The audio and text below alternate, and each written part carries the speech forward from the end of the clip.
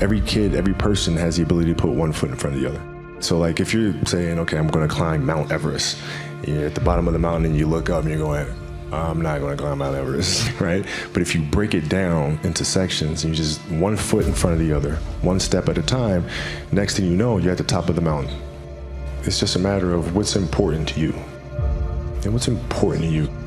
For whatever reason, I didn't feel good about myself if I wasn't doing everything I could to be the best version of myself. If I felt like I left anything on the table, it would eat away at me. I wouldn't be able to look myself in the mirror. The Mamba mentality simply means trying to be the best version of yourself. That's what the mentality means. It means every day, you're trying to become better. And it's a constant quest. It's an infinite quest. So starting at the age of 2, when I first started playing the game, and on and on and on, I always ask questions. I always try to get better every single day, learn more. A lot of things I learned by being around the game. Right? So by the age of 6, I was already strategizing versus other 6-year-olds. I just constantly looked for things to learn from, and very observant. Everything that I've learned from the game of basketball, I've carried it over into life. Like basketball's helped me be a better person, a better friend. Well, because there's life lessons that are within the game, like communication, like unselfishness, like attention to detail, and empathy and compassion. Like all those things are in the game. And as an athlete, if we are aware of those things, it helps us become better human beings. If your job is to try to be the best basketball player you can be, to do that, you have to practice, you have to train, right? You want to train as much as you can, as often as you can. So if you get up at 10 in the morning, train at 12, train for 2 hours, 12 to 2, you have to let your body recover. So you eat, recover, whatever. You get back out, you train, start training again at 6. Train from 6 to 8, right? And now you go home, you shower, you eat dinner, you go to bed, you wake up, you do it again, right? Those are 2 sessions. Right, now imagine you wake up at 3, you train at 4, you go 4 to 6, come home, breakfast, relax, blah, blah, blah. Now you're back at it again, 9 to 11, right? You relax, and now all of a sudden you're back at it again, 2 to 4, and now you're back at it again, 7 to 9.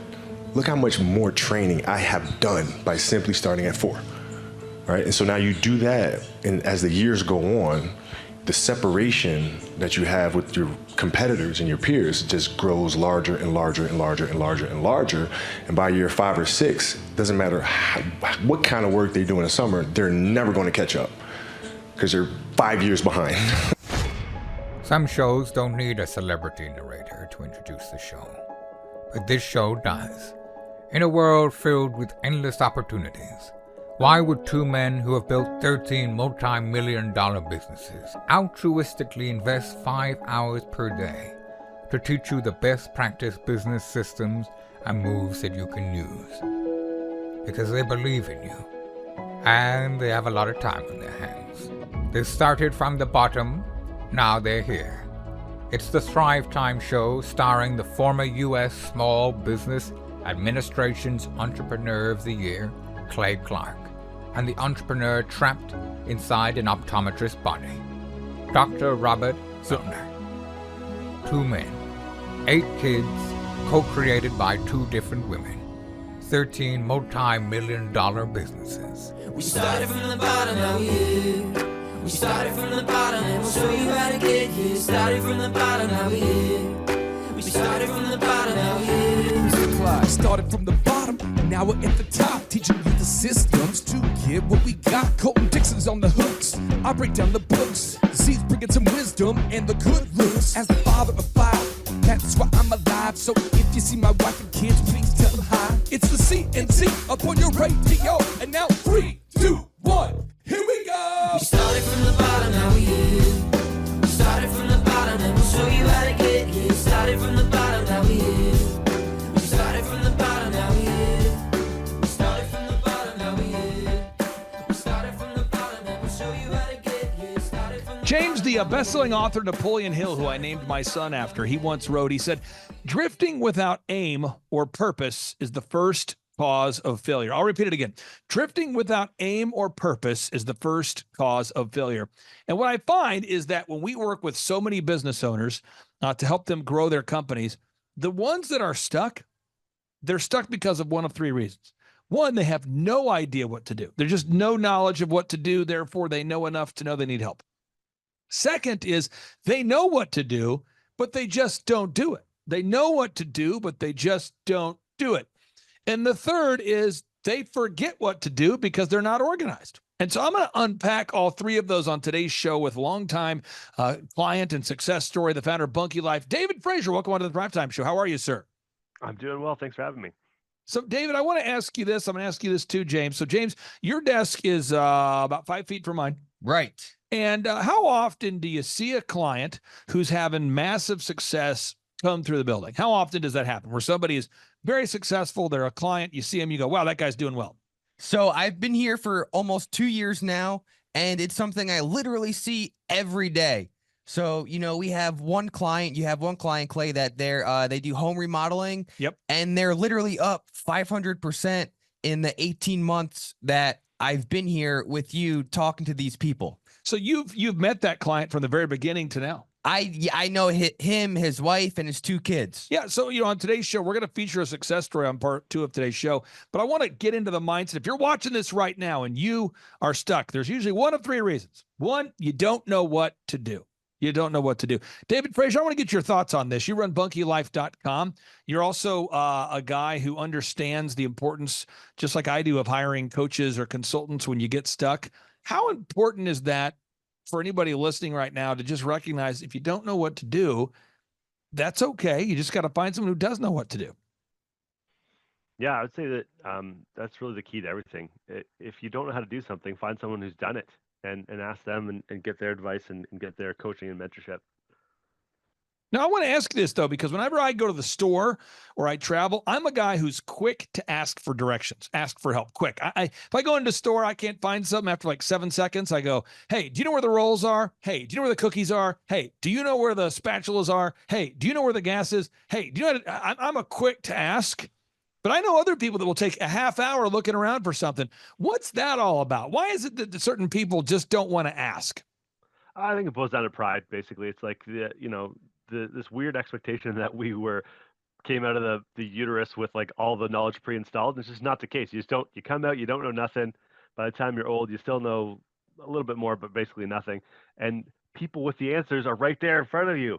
Just ask them.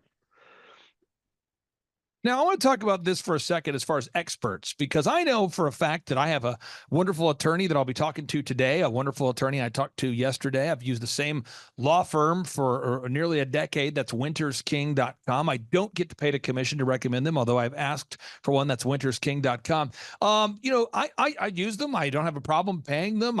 They're an expert. They know what they're doing.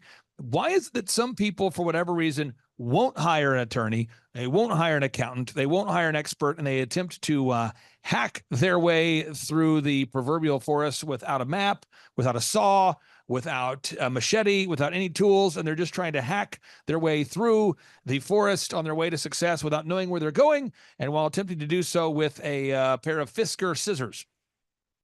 I think it boils down to a misjudgment of the costs and benefits of hiring an expert. So a lot of times people just look at the sticker price and go, oh, $300 an hour, that's crazy. But if that $300 an hour saves you thousands of dollars and a ton of hassle, and you can more productively focus on the things that you're actually good at, where you make more than $300 an hour doing, it's a no-brainer to hire an expert that's all they do all day. Just like it's a no-brainer to hire you if you really know your thing and that's all you do all day. So I think it's a misjudgment. I could figure that out is a recipe for being kind of crappy at a bunch of things and never being great at any one thing. I'm going to get back into this again, drifting. I'm going to obsess on this. James, issue number 1 I see all the time. People say, I don't know what to do. Second, this one I don't understand, but maybe you understand it, James. I don't know. There's people that say, I know what to do. I'm just not going to do it. Now, let me give you an example. I'm going to be very vague, Dave. I talked to a guy, a longtime client. I've worked with the guy for a long time. And a few years back, he said, you know what? I know what to do, but I don't want to do it. So I just want to kind of maintain where I'm at because I don't want to grow. And this is a person with 10 employees or less.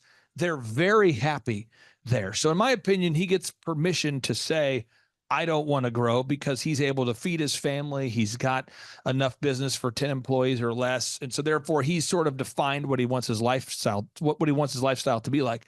But there are people, James, that will say, I know what to do. I just don't want to do it. And they can't pay the bills because of it. What is that sort of self-sabotage thing, James, where somebody knows what to do but won't do it? I don't even know. It just sounds so ludicrous that I don't know what that thought is. But how often do you see that kind of thing? Yeah, you see it all the time. The people on the street, with the signs, please give me money to feed my family. Just get a job. Get a job. It's unbelievable, though. Seriously, and I don't understand that. And Napoleon Hill wrote about that in his book called Outwitting the Devil. The whole book is about people that know what to do, but don't do it. It's called drifting. Drifting without aim or purpose is the first cause of failure. I want to get your thoughts on that, David, because you've developed traction by building Bunky Life, but at a certain point, you probably didn't have traction, or you probably were a little bit unsure about what the future held. You are a musician. You've obviously had success in a variety of fields. There's got to have been a time where you felt a little bit stuck or without traction. I want to get your thoughts on that. Yeah, I've definitely felt that way. I think that Outwitting the Devil book is a pretty interesting book, and I would start with Think and Grow Rich, but that one is a good one to read if you've already read Think and Grow Rich. And I can relate a little bit to the drifting guy because have you guys ever read Catcher in the Rye, Holden Caulfield or whatever? Yeah, that was required reading, I believe, in high school or something. Yeah, it's like the quintessential drifter kid that just kind of like can figure stuff out. He's pretty smart, and I can relate a little bit in the sense that there's a certain dynamic where you figure something out. Oh yeah, I can see how that would work. If I just did blah blah blah blah, I can see myself really crushing at it, and then not doing it. And I can relate to that a little bit. I think the key to that is so drifting probably happens to everybody if we're honest about it. But what you need to have in place are people and systems in place to go smack you in the face and go get back on track. So that's why things like a personal trainer and a business coach and mentors and things like that are so helpful because you can drift 1 or 2 degrees off course, get right back on, and you didn't lose anything. But if you really drift pretty far off course, 30, 40 degrees, and there's no one there to snap you out of it, you can get really lost really fast. Now, I won't mention the guy's name, but there's somebody that I know who's insanely fit, unbelievably successful. And one of the first things they always talk about is why they have a personal trainer, why they have a coach, why they pay these people. And you would look at them and go, wow, you are jacked. There's no way you need a personal trainer. But they say that is the reason why they're in great shape. And I just think it's if you're out there today and you feel stuck, again, I'm trying to give you specific steps that will help you get unstuck. But again, the 3 reasons why I find that most people are drifting or stuck is 1, they don't know what to do. 2, people refuse to do what they need to do. And 3rd is people are just so distracted and perpetually disorganized, perpetually distracted, disorganized, that they don't remember what they're supposed to do. And so, James, we've helped a lot of folks, and I'm going to hone in on specifically on a mortgage business. We've helped Steve Currington, and we're going to share his story on part 2 of today's show, his success story on part 2 of today's show. This guy, Steve, is very successful as a mortgage guy. But every week he comes in and knocks out the basics. Every week he writes that original search engine content. And again, folks, just to put a little bit of meat on the bone here, every week he implements, and again, there's 14 aspects of growing a company. I just want to focus on the marketing side of it. There's 4 things he does every week for his marketing. 1, he gets video reviews. 2, he gets images of clients and interaction in the homes he's helping to sell. 3, he writes search engine content or success stories. And 4, he gets more reviews, VISM. Every week he gets those video reviews, those images, search engine content, and more reviews. And he does it every single week. James, what is it that allows Steve Currington and people like him to gain so much traction so quickly? Well, when you follow the proven path to success and you do those action items, then you'll have success. That's pretty much what I found out. Well, and again, I think success can be viewed as a woo-woo thing, as a thing that's sort of mystical and theoretical, but it doesn't have to be. Success can be a very tangible thing. So we go to bunkylife.com. If I wanted to build a bolt-on bedroom, if I bought one of these bolt-on bedroom bunkies from you and I bought it and it came with the instructions, if I just looked at it all day, it probably would not self-assemble. That's the assumption I have there. But if I followed the plans and implemented them with diligence, it would probably be very successful.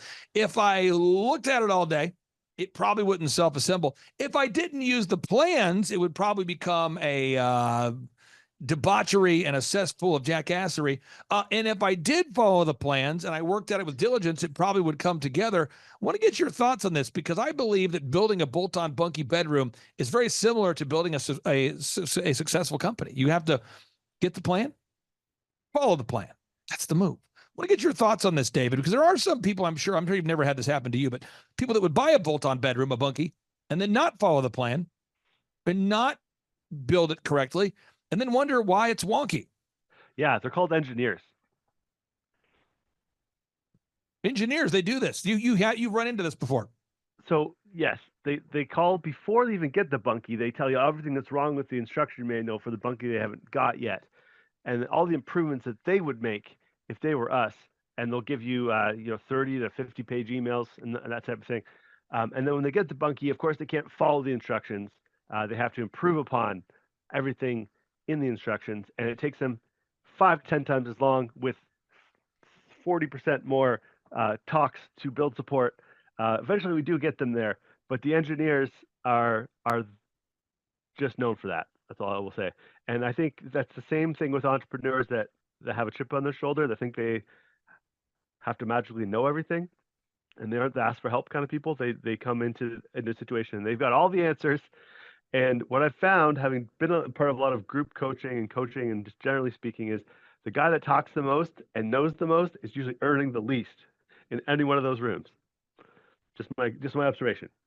And that's at 100% accurate based on what I've found too. I used to speak at conferences all the time. People would ask me to speak for UPS or Hewlett Packard or O'Reilly Auto Parts. And my move was if there was 10 speakers hired to speak or 5 speakers, I wanted to watch the previous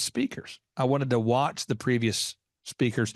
And then learn from them. And that way, when I spoke, I could kind of weave in elements of what was said or pick up on the collective rapport. But I would always find when any of the speakers before me or after me would open their session up for question and answer, it was always the guy who was the least successful, who knew the most, who insisted on talking the most. They would ask these non-questions there, James. They would say, yeah, and I know that you're saying that, the keys to success involve time blocking and being organized. But in my industry, I find that it's more day to day. It's more tactical. It's harder to plan things out. And I want to know what you would do about that. And, so the speaker's like, well, what industry are you in? Well, I'm a home builder. Like, well, as a home builder who's built who's earned millions of dollars, and the speaker for today's event, I'm not trying to, these speakers were always very kind, but they're like, I'm not trying to toot my own horn here, but as a multi-million-dollar building expert, I too have had the same problems that you had. And what I found is that by implementing time blocking and systems and yada, yada, I could achieve success. And then the person would put their hand up immediately and go, yeah, but my industry, because I live in Oregon and they always have, these are built-in justifications or arguments. And it's almost like they had committed themselves to a perpetual cycle of jackassery. I would call that drifting, and I want to help somebody out there that's in that cycle. What do you say to the guy watching right now who's not having massive traction, who is drifting? What do you say to that guy there, David? So maybe you are this special, unique snowflake that none of the rules of physics or human nature or human psychology or marketing or sales applies to you. But what if you're not? That's a good question. And that's something we'll talk about more on part 2 of today's show. Again, Sharon Lecter, this is the author, the co-author of the book, Outwitting the Devil. She actually co-wrote the book, Rich Dad, Poor Dad with Robert Kiyosaki. And then after the death of Napoleon Hill, the manuscript for Outwitting the Devil sat dormant for many, many years. And she teamed up with the Napoleon Hill Foundation to introduce the book, Outwitting the Devil. It is absolutely powerful for anybody out there that needs a jump start or you feel stuck in your business.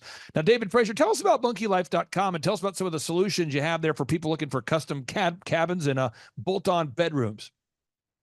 Yeah, so if you're looking for something that you can quickly throw up, maybe as early as this weekend, you can store the mother-in-law, the derelict teenager, or even your husband that needs to work in the office. We've got solutions and options available for all those. There's cabin kits from about 100 square feet to about 400 square feet. You can get shipped right to your door, build in your backyard this weekend without any specialty tools or contractors or experience required. And they look nice, finish great, and we're shipping to all lower 48 U.S. states, including Alaska, but not yet Hawaii. Not yet Hawaii, but you are shipping to Alaska. Alaska is a massive state. And what percentage of your time do you spend in the United States versus Canada? About 49% of my time is in the U.S. And since you've been in the U.S., are you finding that this is impacting your vernacular and the words you say and how you say those words, or are you impacting those around you? Are you exporting the Canadian phrases and the Canadian accent to the people you're around, or are they having an impact on you? It's a little bit of both. I find the word y'all is a very functional, very useful word, so I use it sometimes, and I like that word. That's an international man of mystery right there, folks, and the founder of bunkylife.com. David Frazier, thank you so much for your time today, sir. We'll talk to you next week. Appreciate your time, guys. Bye. See ya. Hey, I'm Ryan Wimpy. I went to a small private liberal arts college and got a degree in business, and I didn't learn anything like they're teaching here. I didn't learn linear workflows. I learned stuff that I'm not using, and I haven't been using for the last 9 years. So what they're teaching here is actually way better than what I got at business school. And I went what was actually ranked as a very good business school. The linear workflow for us and getting everything out on paper and documented is really important. Like we have workflows that are kind of all over the place, so having linear workflow and seeing that mapped out on multiple different boards is pretty awesome. That's really helpful for me. The atmosphere here is awesome. I definitely just stared at the walls, figuring out how to make my facility look like this place. This place rocks. It's invigorating. The walls are super, it's just very cool. The atmosphere is cool. The people are nice. It's a pretty cool place to be. Very good learning atmosphere. I literally want to model it and steal everything that's here at this facility and basically create it just on our business side. I'm Rachel with Tip Top Canine, and we just want to give a huge thank you to Clay and Vanessa Clark. Hey guys, I'm Ryan with Tip Top Canine. Just want to say a big thank you to Thrive 15. Thank you to Make Your Life Epic. We love you guys, we appreciate you, and really just appreciate how far you've taken us. This is our old house, right? This is where we used to live 2 years ago. This is our old neighborhood. See? It's nice, right? So this is my old van and our old school marketing, and this is our old team. And by team, I mean it's me and another guy. This is our new house with our new neighborhood. This is our new van with our new marketing, and this is our new team. We went from 4 to 14, and I took this beautiful photo. We worked with several different business coaches in the past, and they were all about helping Ryan sell better and just teaching sales, which is awesome, but Ryan is a really great salesman. So we didn't need that. We needed somebody to help us get everything that was in his head out into systems, into manuals and scripts, and actually build a team. So now that we have systems in place, we've gone from 1 to 10 locations in only a year. In October 2016, we grossed 13 grand for the whole month. Right now it's 2018, the month of October. It's only the 22nd. We've already grossed a little over 50 grand for the whole month, and we still have time to go. We're just thankful for you, thankful for Thrive and your mentorship, and we're really thankful that you guys have helped us to grow a business that we run now instead of the business running us. Just thank you times 1,000. So we really just want to thank you, Clay, and thank you, Vanessa, for everything you've done, everything you've helped us with. We love you guys. 2 men, 13 multi-million-dollar businesses, 8 kids, 1 business coach radio show. It's the Thrivetime Business Coach Radio Show. Get ready to enter the Thrivetime Show. That's it. Arms away. We started from the bottom, now we here. We started from the bottom, and we'll show you how to get here. Started from the bottom, now we here. We started from the bottom, now we here. Thrive Nation, welcome back to the conversation. My name is Clay Clark, and I'm interviewing one of my heroes today. Sharon Lechter is the best-selling author of the Rich Dad, Poor Dad series. A lot of people don't recognize that. I don't think they know the whole story. If you get a chance to do some research online, you'll see it. But she served as the CEO of the Rich Dad, Poor Dad company, the Rich Dad series, for over 10 years, where she released 14 books with Robert Kiyosaki. And some of you might be saying, well, where did the book idea come from? Robert Kiyosaki wanted to create a board game, and he pitched the idea to somebody. The idea got to her, and she recommended we need to have a brochure that explains why the game matters, why people should play the board game, how it will help people to gain financial literacy. And that brochure started to grow and grow and grow into what is now called Rich Dad, Poor Dad. Then from her own home, she sold over 1 million copies of the book. She went on to sell 23 million copies of the book, with Robert Kiyosaki serving as the pitch man and the face of the franchise. After exiting that venture, the Napoleon Hill Foundation picked her up and asked her if she could refreshen and breathe some life into Napoleon Hill's manuscript for Outwitting the Devil, which she did. Then she teamed up with the Napoleon Hill Foundation again to release Think and Grow Rich, 3 Feet from Gold, and Think and Grow Rich for Women. As if that wasn't enough, in 2009, Sharon was appointed to the National CPA Financial Literacy Commission as a national spokesperson. This is the council that served both President George Bush and President Obama. Sharon today has a team of over 5,000 people around the world that help her with her various entrepreneurial projects and assets. And on this particular part of our Thrivetime show interview, this particular podcast, we're asking Sharon about the importance of buying assets.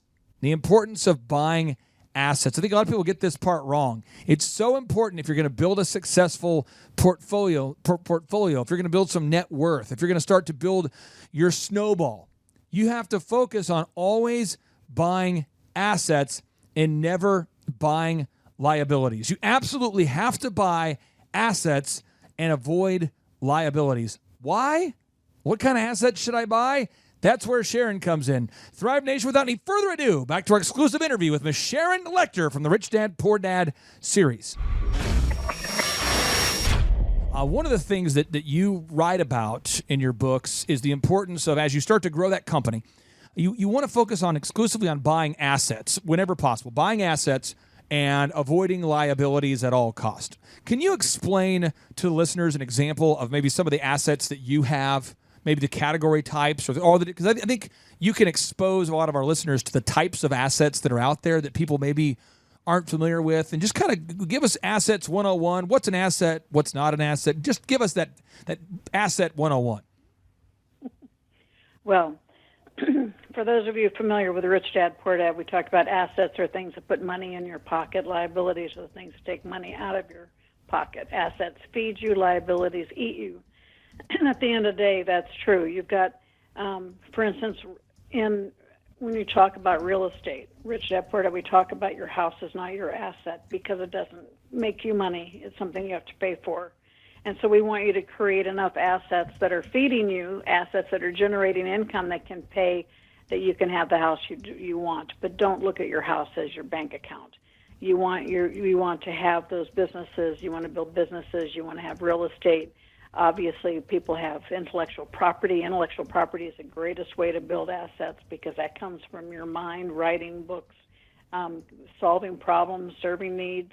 When you come up with something unique and have the opportunity to protect it, that's a patent. That's something that can earn you money for years and years and years through licensing.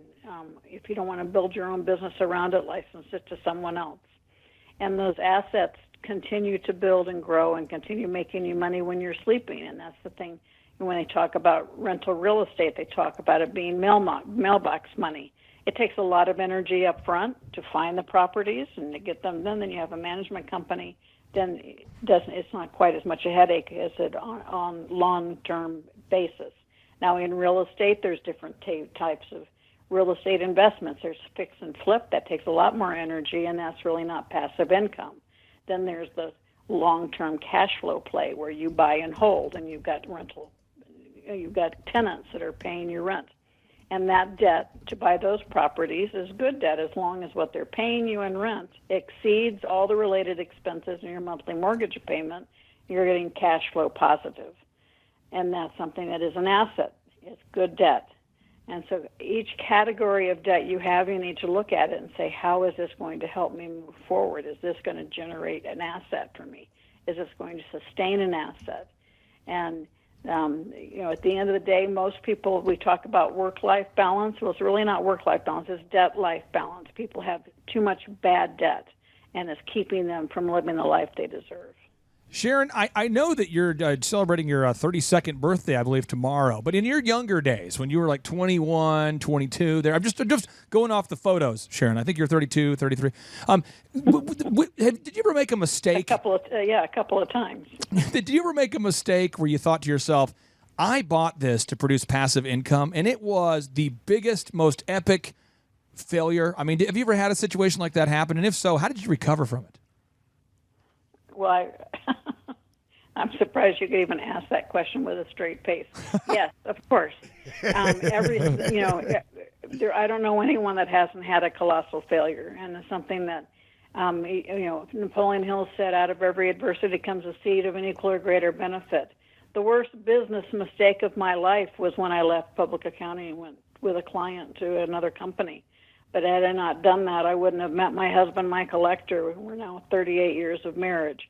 So, yes, it was the worst business mistake, but it helped me meet and create the best life decision. So each and every one of us, we have our ups and downs. How we get through them are very important. And, everyone listening to this has probably had something that stopped them in their tracks. And we can say, why me, and it's something that is really hard to get over. I started to retire because we lost our youngest son five years ago, and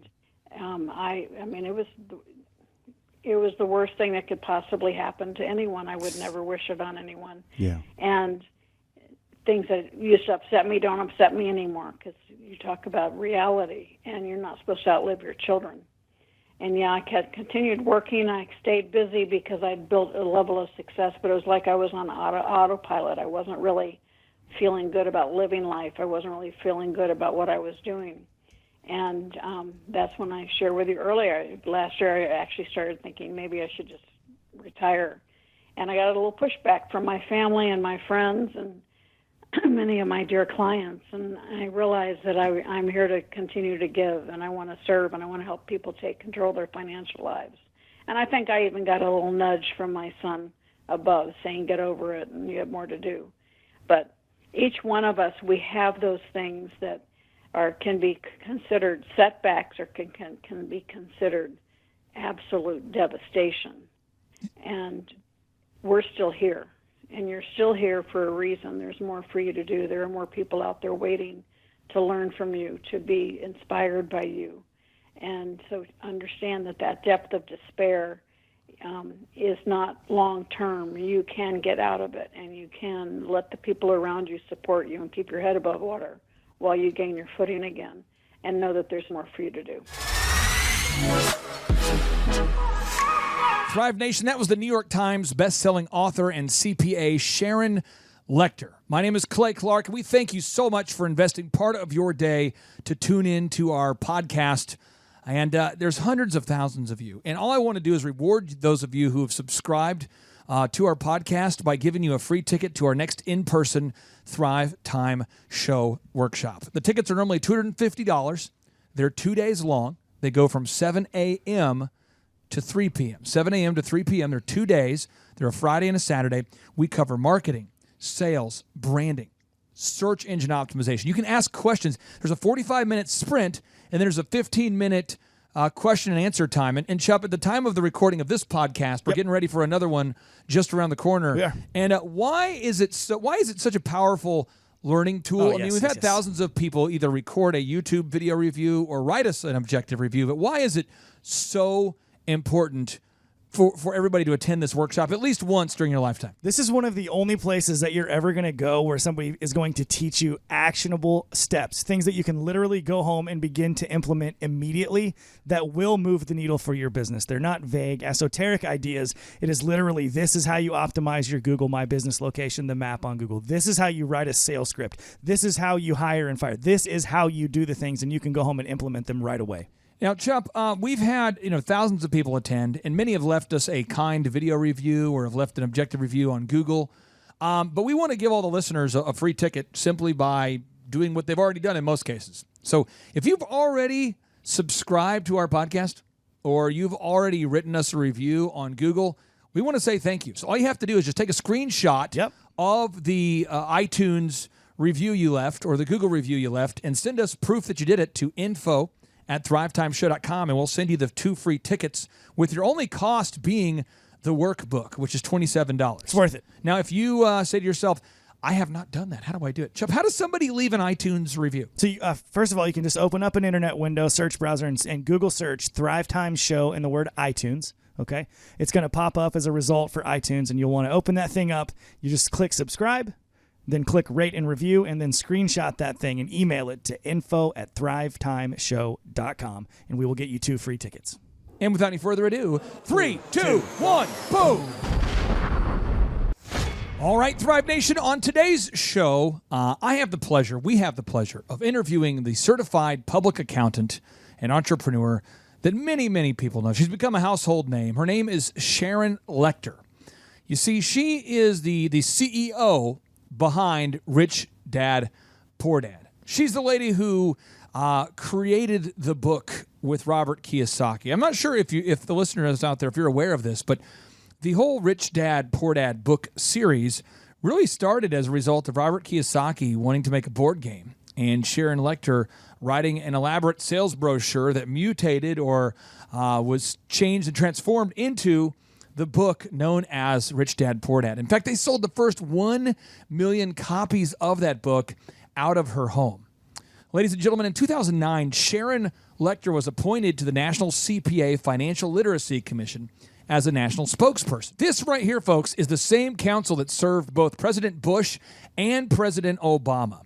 And Sharon today has a team of over 5,000 people around the world who help her with her various assets and entrepreneurial endeavors. And in her free time, she was approached by the Napoleon Hill Foundation to take the manuscript to a book that was written in the 1930s called Outwitting the Devil and to refresh it. So she's worked with the Napoleon Hill Foundation now to release multiple books, including Think and Grow Rich for women and Outwitting the Devil. Ladies and gentlemen, family and friends, without any further ado, it's my pleasure to introduce to you my friend, Miss Sharon Lechter.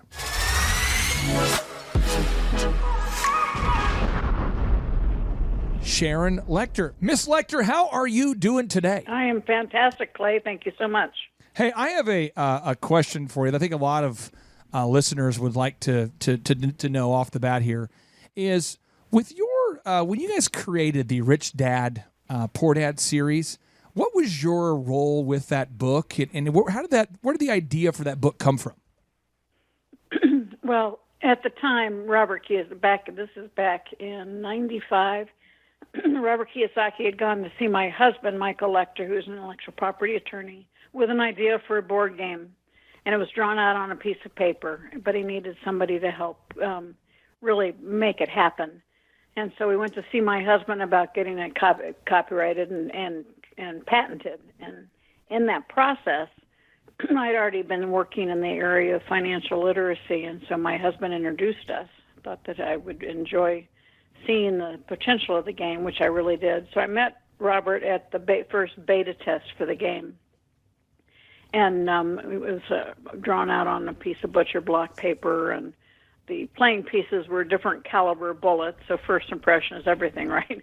Right. But of the 3 tables, I was the only person who got out of the rat race. But at the same time, I really saw the value of the messaging, which is consistent with my messaging and understanding the importance of passive income, the importance of building assets, and not relying on a job or a paycheck for your financial health. And so I volunteered to help him. My background had been I helped build the talking book industry, and in that we also had electronic games. So I had a network of influence that I could draw on. And as we were looking at it, Robert wanted to charge $200 for the board game. And I said, well, maybe we need a brochure. We need a brochure that kind of talks about the philosophy so that people will be convinced to invest $200. And in that process, he asked me to be his partner. And the brochure was Rich Dad, Poor Dad. We never expected it to be the huge success in its own right. It was written really as a brochure to sell the game. And, of course, the world came and said, no, your brand is not only cash flow, your brand is Rich Dad. And so we thought, well, okay, maybe we should write we decided to write 3 books, Rich Dad, Poor Dad, Cash Flow Quadrant, and Guide to Investing. And we did those, and then, oh no, people still wanted more. So we wrote a total of 15 books during the 10 years that I was his partner. I owned the company, and I led it as a CEO. And then we had a second brand of books that we launched, the Rich Dad Advisors books, along with all of our other programming. And so that's really how it got started. He was interested in the fact that my background and my philosophy was consistent with his, the fact that I was a CPA, and the fact that I had the experience and the connections to help build the business. And so we became partners, and in 10 years, we built the Rich Dad brand globally.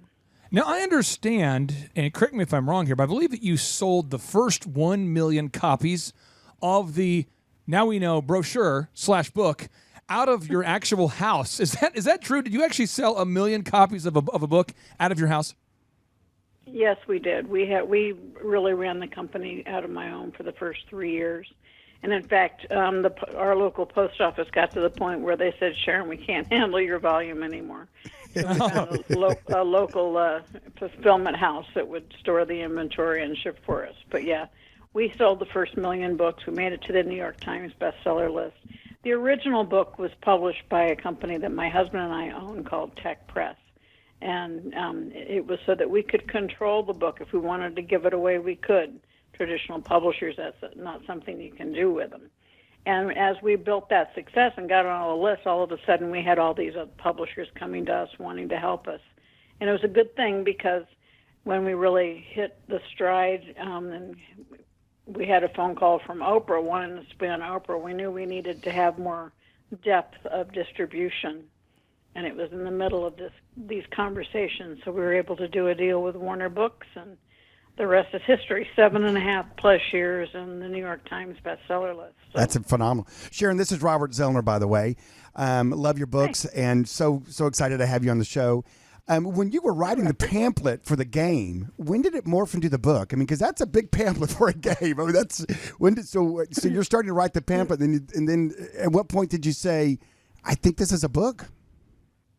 Well, we said we need a brochure, but the brochure became the book, and right. It was really to tell the story and to really be able to give it to people for free, and really to have a $15 product that would lead to the $200 board game, and that's why it was not originally published in hardback. It was originally published in paperback. Aha. Now, Sharon, we have I know you've met probably thousands of people all around the world as you've become more of a face, yourself. No longer behind the scenes. You're out there doing more interviews and being more seen. I'm sure you've run into people all around the world who've said to you, Sharon, your book really did change and impact my life. Well, we have one listener who's one of my current clients who's the head of marketing for Shaw Homes. And if you check it out there, Sharon, it's a shawhomes.com. It's the largest home builder in Oklahoma. And he claims, Sharon, you'll have to get a hold of it at some point to verify this, but he used to deliver pizzas for Domino's. And he said that the book Rich Dad, Poor Dad changed his life. And he told me, he said, you're going to interview her? Are you kidding me? He said, so he asked me if I would ask you a question on today's show. So he wanted to know. First, tell me what his first name is. Aaron Antis. Aaron, okay. Aaron Antis, the head of marketing for the largest home builder in Oklahoma, shawhomes.com. And Aaron said, he wanted me to ask you, he said, when did you have your aha moment in your life, Sharon, that changed your view of your financial world? When did you, Miss Sharon Lecter, have your aha moment that changed the way you view the financial world? Well, I think our lives are a series of aha moments, but I think first I want to address Aaron because a lot of people come up to me and around the world and say that Rich Dad, Poor Dad changed their life. And Aaron, I want to tell you, nobody changed your life but you. I'm honored and thrilled that something that I wrote inspired you, gave you the motivation to take action. but I want you to own it, and I want you to stand in the fact that you sought out the information, but then you actually took action and employed it. And so, Rich Dad Poor Dad as a book doesn't change anybody's lives. Hopefully, it inspires people to take action to change their own lives. But as it relates to me, on my financial ahas, there's probably been quite a few of them, but the first one probably was having grown up in a very entrepreneurial home. We lived in a house between my dad's used car lot and my mom's beauty shop. Oh, wow. My dad also owned orange groves and rental properties. I swore I would never be an entrepreneur because I grew up in that environment, and I was going to go be a partner in a large CPA firm and retire with a gold watch. And I was following that dream, and then I was on the fast track in Coopers and Lybrand in Atlanta, Georgia, and I realized that I was working way too many hours for other people. And I said, if I'm going to work this hard, I should be working for myself. And that was in 1979, and that's really when the entrepreneurial bug bit me, and I've never looked back. So now, Sharon, your father. Now, correct me if I'm wrong. I tried to spend a copious amount of time researching you so that I am well prepared. Maybe some of the things that you hadn't talked about in some of your books. And I had read, or actually watched, an interview that you did where you're talking about, I believe that your father only had a third grade education in terms of formal education. Yet he went on to teach the engineering school for the United States Navy. Is that accurate? Did I get that wrong? Is that correct? He did. He was born in the hills of Alabama. His father died when he was very young, and so he had no formal education past the third grade. But he joined the Navy as early as he could, and ended up becoming, he was a Master Chief in the Navy. And his last 5 years, we were in Great Lakes, and he was running the engineering school for the Navy. Now, you actually have sold, I'm not sure if you're aware of this, but from what I could tell, I've read, I guess you sold 26 million copies of the Rich Dad books while you were CEO. Is that correct? Did you sell 26 million copies of that book? Of the Rich Dad series, yes. Series. Primarily Rich Dad Poor Dad, of course, was the greatest one. But yes, globally. And it was in over 50 languages and over 100 countries. Well, so Sharon, you could probably stop, So why are you so passionate about financial literacy? Apparently you're doing pretty well. I mean, why are you still continuing to, at the young age you are, continuing to go out there, travel around the world, and passionately teach financial literacy when you could have obviously clearly been done years ago? Well, it's a true statement. I've been financially free for 20 years. But I think what drives us is not necessarily, for me, it's never been about the money. I believe, as growing up as a little child, my father would ask me each night if I added value to someone's life, and I still ask myself that. I lost him in 2006. But I continue to feel that each of us has a responsibility to support others, and I think that I have a gift and a responsibility, that I have the ability to teach people about money, how to change their mindsets about money, how to go from scarcity thinking to abundance, realizing that the opportunity is there. You just need to learn how to teach yourself how to recognize it and seize it and take action. And it was literally, what I'm doing this year with the Play Big movement is really me coming back into focus on what I want to do. I really thought about retiring last year. And it didn't sit too well with me. And I said, this is what I've been given a gift and an opportunity. And as long as I can continue supporting people taking control of their financial lives, that's what I want to do. So I'm back in the game, and I'm literally doing it and sharing with people what I'm doing, how I'm doing it, and inviting them to come along with me in the Play Big movement. There's a private Facebook page called the Play Big Movement with Sharon Lecter that's join it for free and come along with us. Now, Sharon, we have another one of my clients based in Canada, and he actually is a CPA. His name is Josh. And Josh wanted me to ask you a question because he has an accounting firm that is designed to be very, it's designed to help their clients, steer their clients financially, not just pay their taxes. They're based in Canada. and he wanted to know, because he listens to our podcast all the time, he wanted to know, from your perspective as a CPA, where do you see most CPAs missing it when it comes to actually helping their clients? Not just teaching them theory, but where do you see most CPAs, or do you see CPAs missing it when it comes to helping their clients? Well, Josh, I appreciate that question because I applaud you for going the extra mile. And all CPAs are not created equal. And CPAs, you can fall into the category of being a service provider. Give me your stuff, I'll do your tax returns. Give me your financial records, and I'll give you financial statements.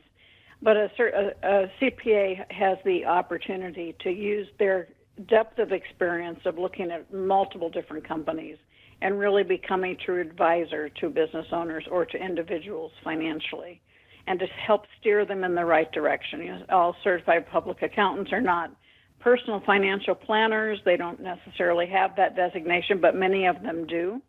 And so to ask them and to sit down and have them walk you through your tax return, both as a business or as an individual, and to find out things that you should be doing or things that you should stop doing is very important.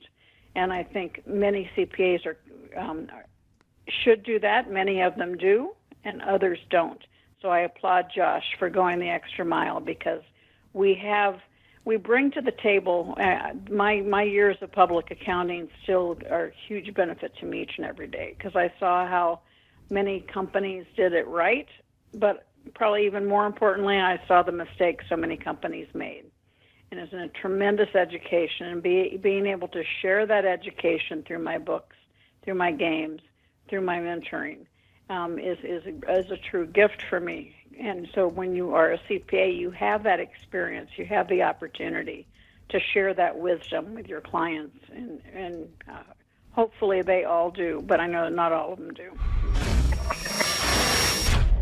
Chup, right behind you there in the Man Cave Studios, there's a book on the top shelf.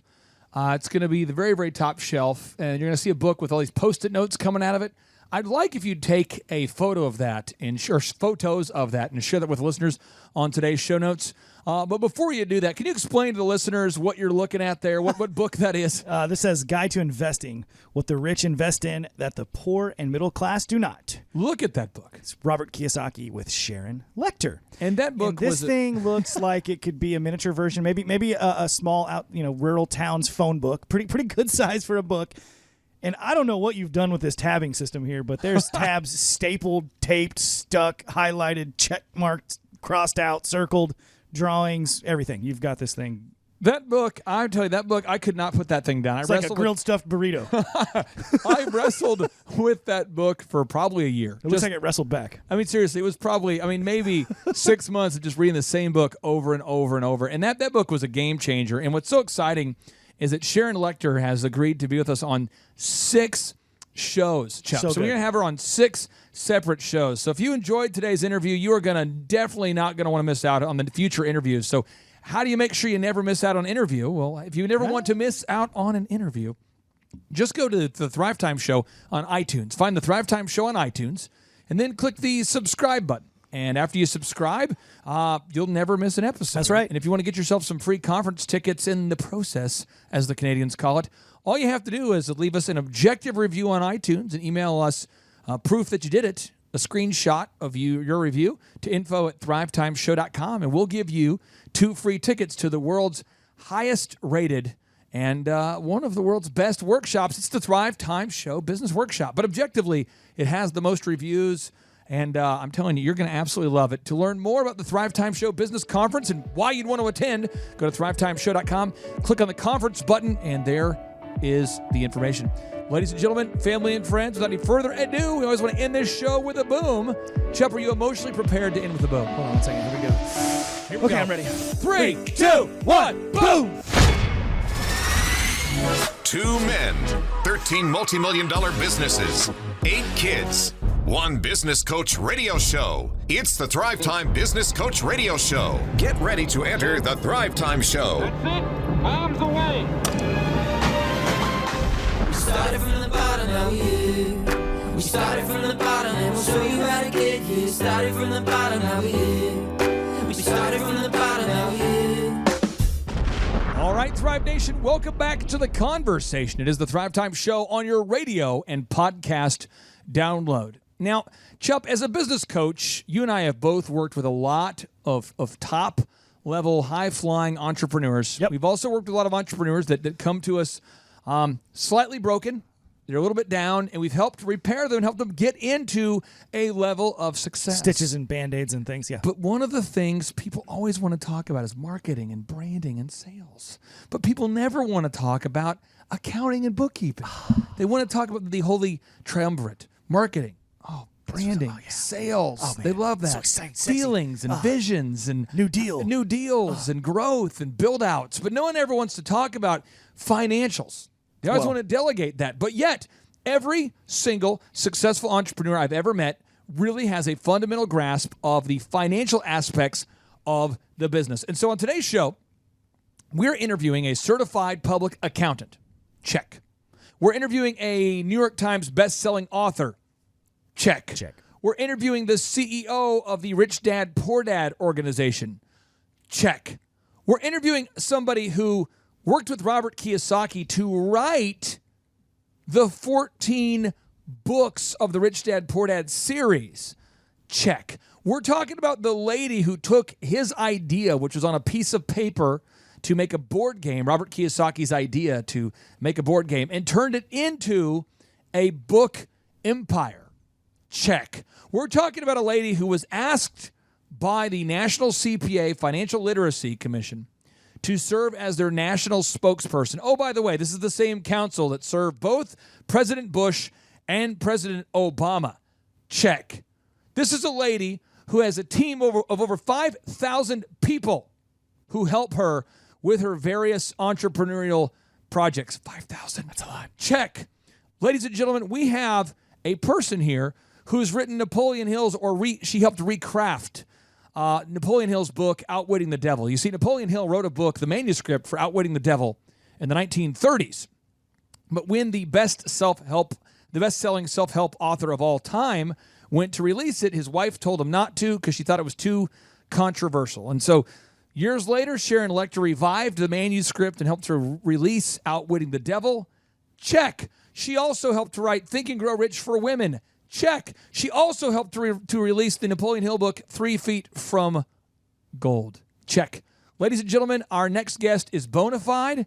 She's an unbelievable author, a dynamic speaker, a top-level entrepreneur, which indicates that she does not know who I am, because if she did, Chup, she would not have agreed to be on today's show. So, ladies and gentlemen, without any further ado, our exclusive interview with Sharon Lecter, and she's teaching you why you just cannot delegate your financials.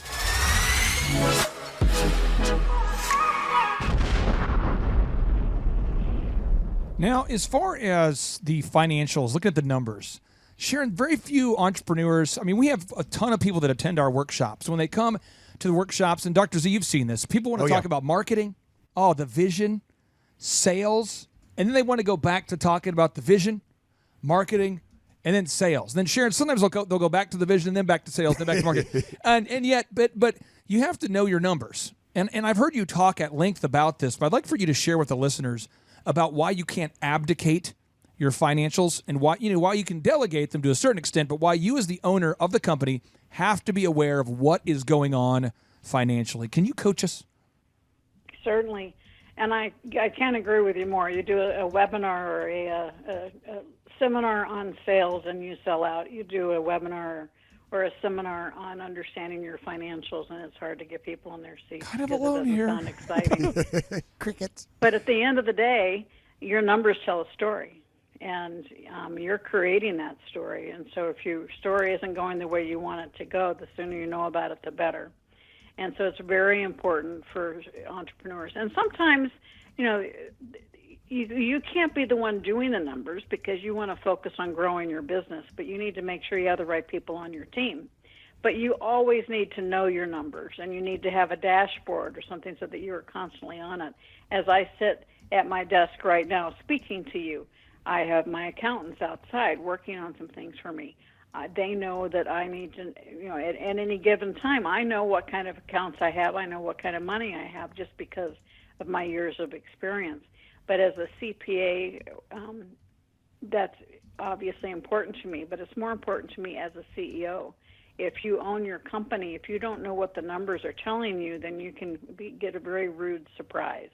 And it's very important for people to understand the importance of understanding the income statement, which is telling you over a period of time how you're doing it, and then also to understand your balance sheet, which tells you basically like a snapshot of the day and time, showing you what your assets and liabilities are, and how those two play together are very important. Sharon, I see. It's painful for me to see it, and as a coach, and I write for Forbes, and so I have a certain platform. But you have one of the biggest platforms in the world, so I'd like for you to maybe give the tough lesson to the entrepreneurs out there listening who are saying, "Yeah, I know accounting. I know I need to know my balance sheet, and I know I need to know the income statement, but I don't because my accountant handles that."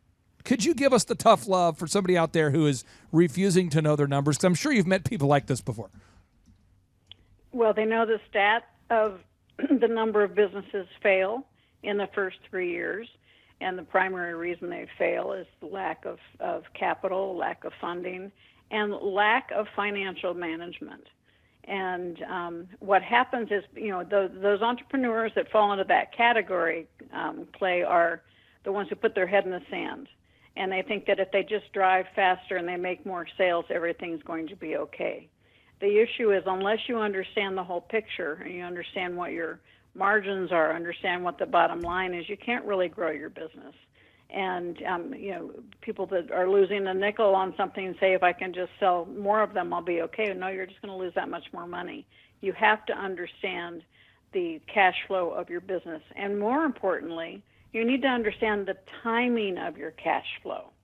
And so it's not just understanding that you're selling a lot, but you need to understand when that money's coming in and when you have to spend money in order to make the product. So let's say you sell $1 million worth of product. Well, you have to have that product in your inventory, or you have to have the money to build it so that you can collect $1 million. And so you probably need a lot of that cash up front.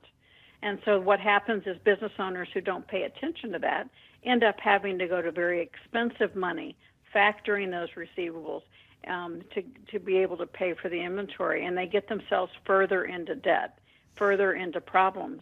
And instead of feeling good about being successful, that success costs them their business because they have not paid attention to the numbers, to the cash flow, and the timing of that cash flow. Our show, we're all about teaching listeners specific action steps they can take. And so I want to take a second to brag on a listener that's actually doing this properly. But Aaron, who I mentioned earlier with Shaw Homes, one of the things that gives them an unfair advantage over their competition is that they know the costs of the materials. So like when the cost of plywood went up drastically recently, Sharon, they know that. And so they were able to quote the clients accurately, and they don't get to the end of when you finish the home, you close on the home, the new buyer moves into the home. They don't have to tell the buyer, oops, it's going to cost more money, and they don't run out of cash. So I'd like for you to put on a little mini seminar here about what we need to know about cash flow, because Shaw Homes knows cash flow. They know their expenses. That's why they can quote people a price and honor it. But their competition, if you go online and read the Google reviews, there are so many reviews by customers complaining about the bait and switch move. And I don't think people the other builders are dishonest as much as they just don't know their numbers. Can you talk to us about cash flow and just kind of cash flow 101? What do we all need to know? Well, Aaron's business is a perfect example of the timing of cash flow that I just mentioned, because you don't build a house overnight. And so they have to have the financing to get that house done, knowing that the payoff is in the future. And when that payoff comes in, hopefully it's going to have not only pay off their expenses, but give them the profit on top of it.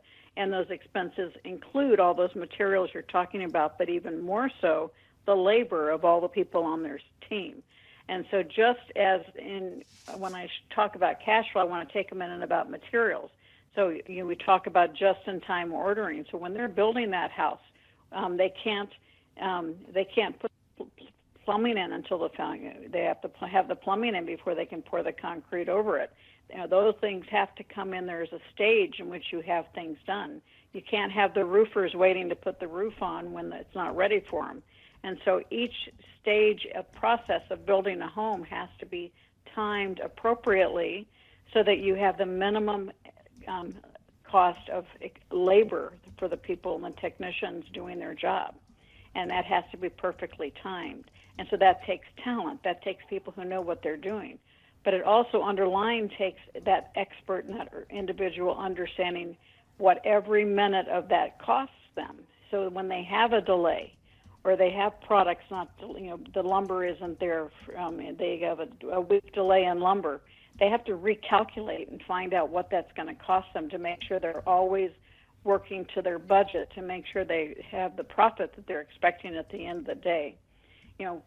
We talk about remodels as the homeowner. All right, you always say it's always going to take another several months past what they promise. It's a guarantee, and it's going to cost you more than what you originally commit to because you're going to have surprises, and that's something that can be very painful. But that's those unexpected things. Every business has unexpected things. The issue is, the sooner you find out about them, the sooner you can plan and recover. And that's all about cash flow. And cash flow comes from the moment you start your business, one of the things that can kill you is that you think you have sales, and the sales are there, but you don't have, it's going to take you 60 to 90 days to collect on those sales. Well, you have to have the cash to be able to build the product, as I said earlier. Well, what happens when all of a sudden you're hugely successful and you have a huge order that comes in and you don't have the ability to respond to that order? Your business can crumble. And that's why it's so important to always have a pulse on your cash flow, not just your income and expenses, but also the cash flow, which is the timing of that. That's why when Fortune 500 companies, they do an income statement, a balance sheet, and a cash flow statement so that you can see what's happening within the business, because the assets could go up because they've got outdated inventory. You know that when you start looking at the cash flow statements. Now, one of the things that you have created that was powerful for me as a young whippersnapper, Sharon, the year would be 1999, I believe. So this is maybe because you wrote the book in 95, is that correct? You and Robert came out with the book in 95? Well, we published it in April of 97. 97, okay, so the year's 1999. Dr. Zellner can vouch for me here. I dressed like Eminem. I had no idea what I was doing. Sharon, I went on to build the largest wedding entertainment company in the country called DJConnection.com. And we did 4,000 events per year at the peak before I sold it. But I'm there working in a call center. And I'm reading this book, the Rich Dad, Poor Dad book. And at some point, you're talking about this cash flow quadrant concept. And I'm not sure how refined it was at that point. It was probably 2001 when I really started paying attention to the book and really understanding it. So it's 2001, so I might have even read Cash Flow Quadrant. But you talked about there's this quadrant, and you said to me directly, like it was yesterday, you said, Clay, you start off as an employee, step one. I'm going, oh, that's good. Step two, you become self-employed. You own your job. And I'm going, yeah, that's awesome. Step three, you own a business where other people work at the business. It creates jobs for others and time freedom for you. And then step four, you become an investor. And I realized I am an employee, and I can't afford to become self-employed yet. I now must get 3 jobs. So I worked at Target, Applebee's, and DirecTV. My wife worked at Office Depot and Oral Roberts University. I turned off my air conditioning, Miss Sharon. You caused me to turn off my air conditioning. It is your fault and your credit. So it was very hot in Oklahoma in June and July. We had no air conditioning. It was hot, and I'm reinvesting in myself. But I didn't quit my day job until I could afford to become self-employed. Can you walk us through those 4 steps about being an employee and when it's time to make the jump to become self-employed and what it looks like to become a business owner? Just walk us through your cash flow quadrant. Well, the cash flow quadrant, if you imagine just across the top left corner is E for employee, the bottom left is S for self-employed. And so that left side of the quadrant, that's what school teaches us. That's how we are taught. And that's exchanging your time for money as an employee or a self-employed individual, or even a small business owner who really owns a job, not a business. The right side of the quadrant, the top right corner, is B for business. And that's where you have systems, you have other people working for you. And the real test of whether you're an S or a B. As a B, you own a business. If you walked away and came back in 6 months, it would still be operating. It's not dependent on you being there. So you totally own an asset, and that asset is the business, and the business is being run by systems and people.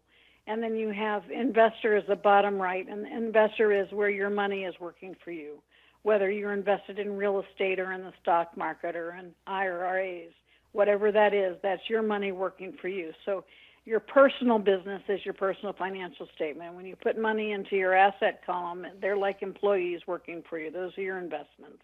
And you want, every wealthy person in the world has one thing in common. They own investments. They own assets, and those assets work for them. So on the right side of the quadrant, school doesn't teach us how to be business owners. School doesn't teach us how to be investors. We learn that through the real-world education or through the world of hard knocks. And so as I sit here today on this phone call, I live in all four quadrants. The vast majority of my income comes as an investor and a business owner. But I'm still an employee of my own corporation. I still am self-employed. When I go out and speak, I get a speaker's fee. And that's the left side of the quadrant. But I want more and more of my income to come from the right side, because that's not me working for money. It's my assets working for money, business owners and investors. And so you don't have to be in only one. You want to be. Everyone wants to have money as investors that are working for you, and have a business owner. And if you own real estate, that's a business. You are in the business of real estate. So all of those things work together. And your ability to earn money on the left side as an employee or a self-employed person is finite. You only have so many hours, so many days in a week. However, on the right side, as a business owner and as an investor, your ability to make money is infinite. I think a lot of people get stuck there in that self-employed area where their ability to earn is limited. It is finite. They get stuck there. Why do people get stuck there, Sharon? You've helped people get unstuck in that area. What's that doom loop where people are stuck in that self-employed area? Well, I think a lot of times you start getting so busy working in your business, you forget to work on your business. People feel like they have to do everything on their own. They don't bring in the talent to help them grow their business. I mean, in order to be able to go from a small business to a big business, you have to have systems. And when you do everything yourself, it's going to be hard to grow, and nobody's going to ever be doing it exactly the way you want to. But if you create the systems, obviously we can think of the most perfect example, McDonald's everywhere. The owner is not there. It's run by teenagers, and it's done that because the systems are so ironclad that all that somebody has to do is follow the systems. And that's the ideal of going from a small business to a big business. A big business has systems, and you manage the systems, not necessarily the people. And you have people working for you, your systems are working for you, other people's money. And that's what really gets you out of a small business to a large business. Now, maybe as a small business, you're a doctor or you're a lawyer. So how do you do that? Well, you hire other doctors or other lawyers, and you start building a practice around it, and so that you have the ability to earn, have systems on how the operations are being handled, and other people, and you make a percentage off the other doctors and lawyers.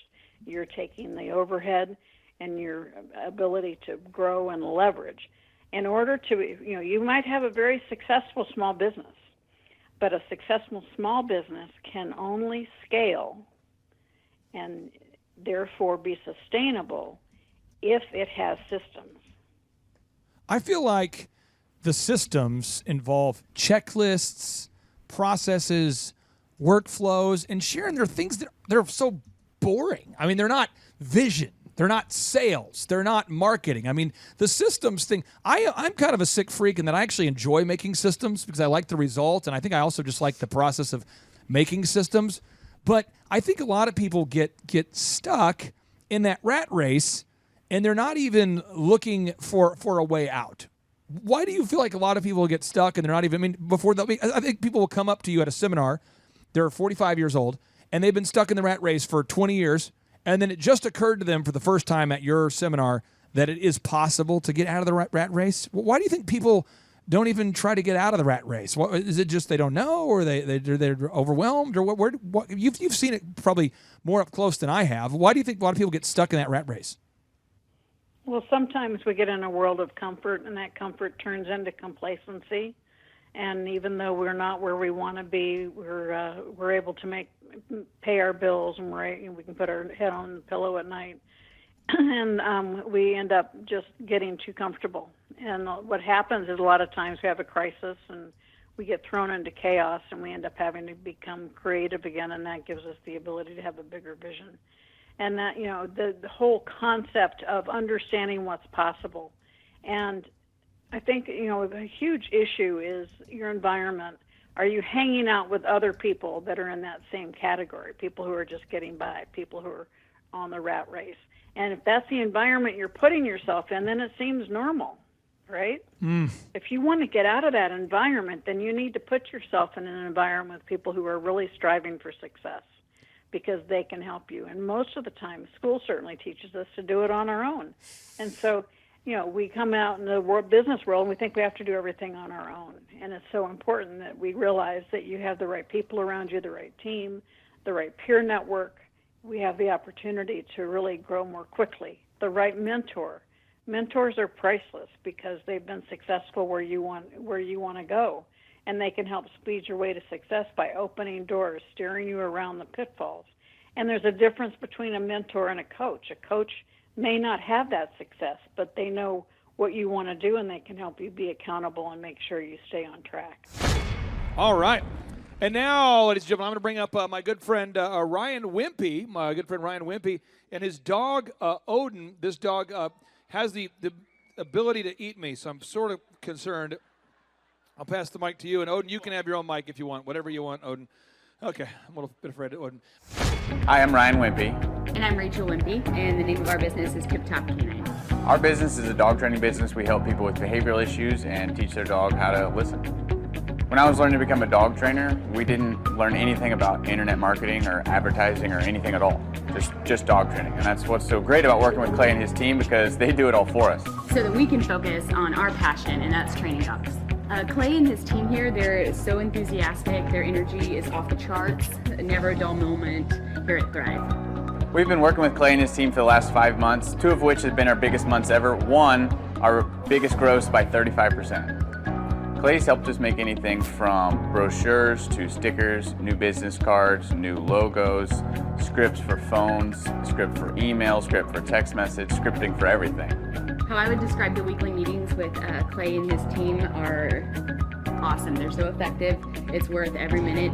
Things get done. We'll ask for things like different flyers, and they're done before our hour is up. So it's just awesome, extremely effective. If you don't use Clay and his team, you're probably going to be pulling your hair out, or you're going to spend half of your time trying to figure out the online marketing game and producing your own flyers and marketing materials, print materials, all the stuff like that. You're really losing a lot as far as lost productivity and lost time, not having a professional do it. It has a real sense of urgency and that actually knows what they're doing when you already have something that's your core focus that you already know how to do. You would also be missing out with all the time and financial freedom that you would have working with Clay and his team. We would recommend Clay and his team to other business owners because they need to be working on their business, not just trying to figure out the online game, which is complex and changing daily. So no one has a marketing team too. Most people don't. They can't afford one, and their local web guy or a local person that they know probably can't do everything that a whole team and a whole floor of people can do in hours and not just weeks or months. There's a definite sense of urgency with Clay and his team. I used to have to ride other web people, really ride them to get stuff done, and stuff is done so fast here, and there's a real sense of urgency to get it done. It's great. Oh, look at this cute baby. What a great baby. Quality baby. That's a healthy baby right there. Okay. Thrive Nation, on today's show, I'm very excited for you to hear this success story about this wonderful couple that, Sean, I would describe them as they are killing the game in the most nonviolent way possible. They're killing the game. Yeah. In the most nonviolent way possible. They are blowing up in a good way. Folks, I'm telling you, these folks are really growing their business, and what makes them great is they're really kind, hardworking, diligent people, and we're honored to serve them. We've got Jenny and Mike here joining us. Jenny and Mike, welcome to the Thrivetime Show. How are you two? Hi, thank you. Good. We're doing well. Okay, now I'll start with you, Jenny, because frankly, Sean likes you more. No, I'm just kidding. So, how did you first discover us and the business coaching that we provide? So I was listening to different podcasts about business. I was starting up our business. And so you were the first one to pop up on our podcast on Apple. I think Apple is what I was on. And so I started listening to you. I got on your website and I was just a little girl starting a business. And I said, I'm going to ask this guy to be my coach. And I don't think I'm going to get a shot, but sure enough, within a week, you called me. Now, who is this cute child here? But Micah, who is this cute kid here? It's Lennon Rose. She is about to be 10 months old. I hate to do this to you, but can you kind of hold up the baby to the camera a little bit? This is probably, look at this cute baby. What a great baby. Quality baby. That's a healthy baby. Right there. Okay. So Mike, can you tell us what's the name of your website there? I think people want to look you up and verify you're real people that don't just happen to have a cute baby. Yeah. Our website is newconcept.healthcare. Newconcept.healthcare. So newconcept.healthcare. I'm going to pull it up right now, folks, so we can all verify that they're not just a couple who's taking advantage of the cute baby they have to get a podcast here. This is a real couple. Okay, so I'm pulling it up here. So this is the website. It's newconcept.healthcare. And can you tell our listeners what services do you guys provide at newconcept.healthcare? So we offer more functional medicine. So we offer IV therapies. We offer hormone replacement therapies. We also do acute care. We do pretty much everything, but we're very much alternative. So we believe in medical freedom, and that's what we offer. And you guys, you reached out. Do you remember that initial consultation there? Do you remember, Mike, that initial consultation? Do you remember what that was like? Yeah, it was actually pretty overwhelming that we were starting this business with absolutely nothing, and we had the opportunity to work with Thrivetime Chef. Well, you know, the one thing I always try to do is, you know, my father, great guy, may he rest in peace. He worked his tail off like so many people do, and there was no real economic result that was achieved from it. There wasn't any, you know, he had the college degree. He's working 2 jobs. I remember he's late 30s. He's working at Domino's, delivering pizzas, working at Quick Trip. He worked at furniture stores. And I always try to look at every new client we have as though I'm talking to my dad, you know, because like what would my dad, you know, what could he have learned at the age of 37 that could have changed the financial trajectory of his life? You know, and I try to look at it that way. And so you guys, I paired you up with Sean. You've been working with Sean, I believe, Sean, since October of 2020. Is that correct, Sean? I think that's when they started their business. It wasn't until about April of 2021 when we actually got going. So April of 2021. And at that point, from that point to now, Sean, how much of growth have you guys achieved from 2021 to now? Do you know that number? Yeah, I mean, we're sitting at 2023 revenues were 821,000, and they're in October of 2020. Like they only had a few months, but they made about 95,000 by the end of 2020, and then we grew significantly that first year to about 375% to 588,000, and we continued to grow there ever since, all the way up to where we're getting close to the $1 million mark at this point here, just like 3 years in. Jenny, how would you describe the growth? Would you say you've doubled? Are you 5 times larger? How would you describe that? Oh no, I definitely feel the growth. There's been some growing pains, and you guys have helped us through that too. So it's been amazing. It's been amazing to help people, because that's what I'm passionate about.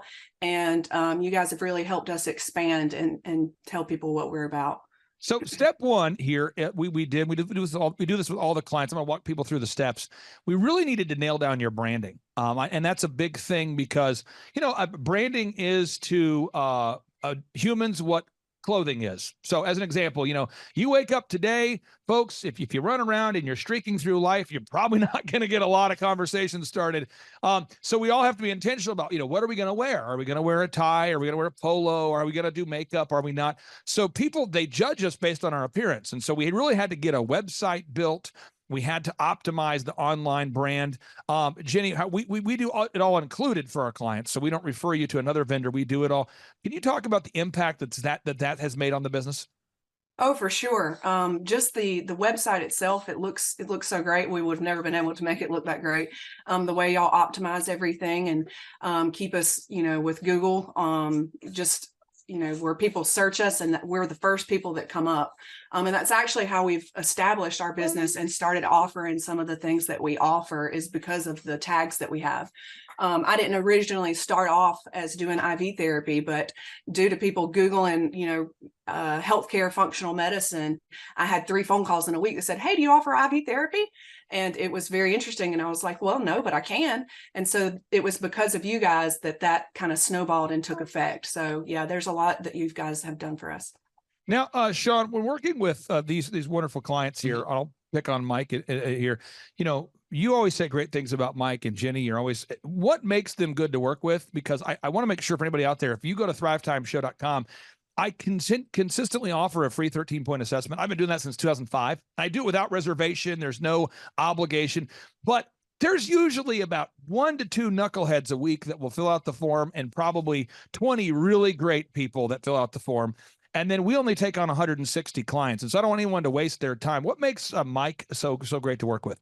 Well, Clay, I mean, when I first started coaching, you taught me about these 2 types of business owners. There's the happy hopers out there, and then there's the diligent doers. And I think these guys are a great example of the diligent doer. They continually apply effort to work on their business, not just in their business.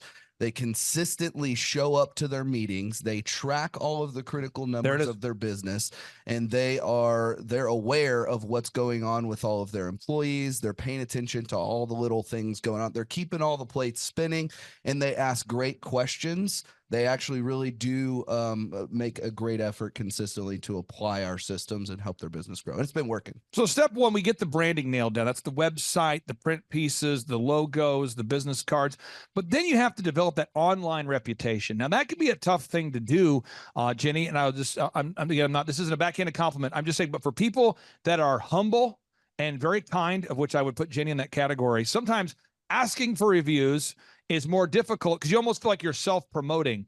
I've never had this conversation with you, but has that been difficult for you to ask people to give you video reviews and Google reviews after you provided the service, or was that easy for you to do?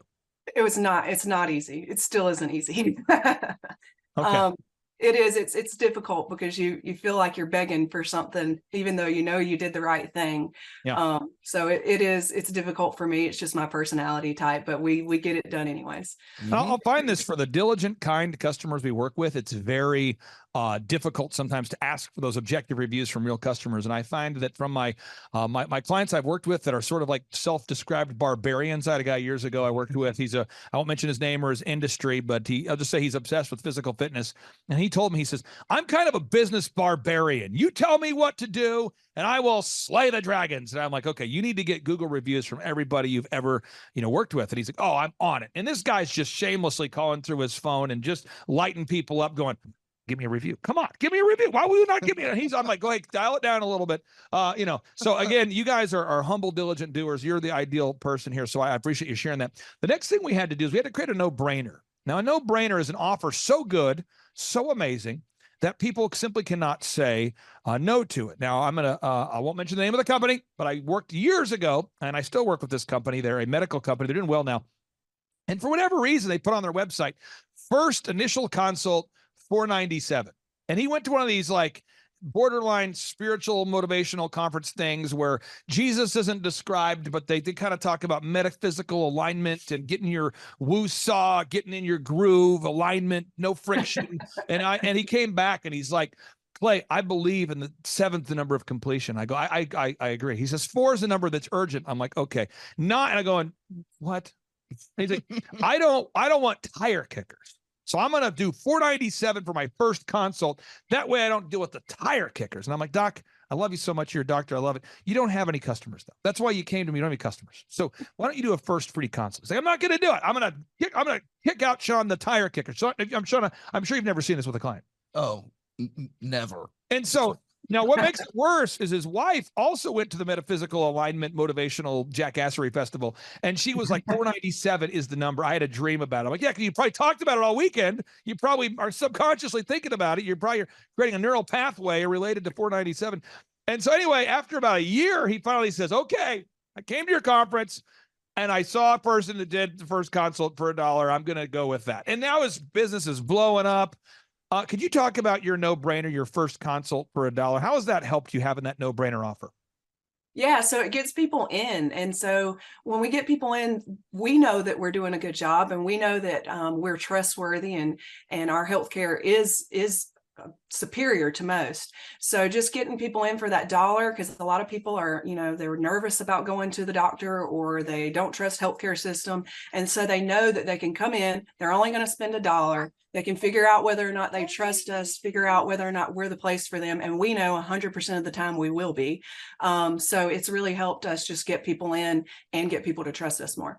Now, once somebody fills out the form, folks, again, there's a linear pathway here. I'm trying to give you a visual here. So you establish your revenue goals. You figure out your numbers to break even. You figure out how many hours a week you're willing to work. Even though you have a cute baby, you got to figure out how you're going to get it done.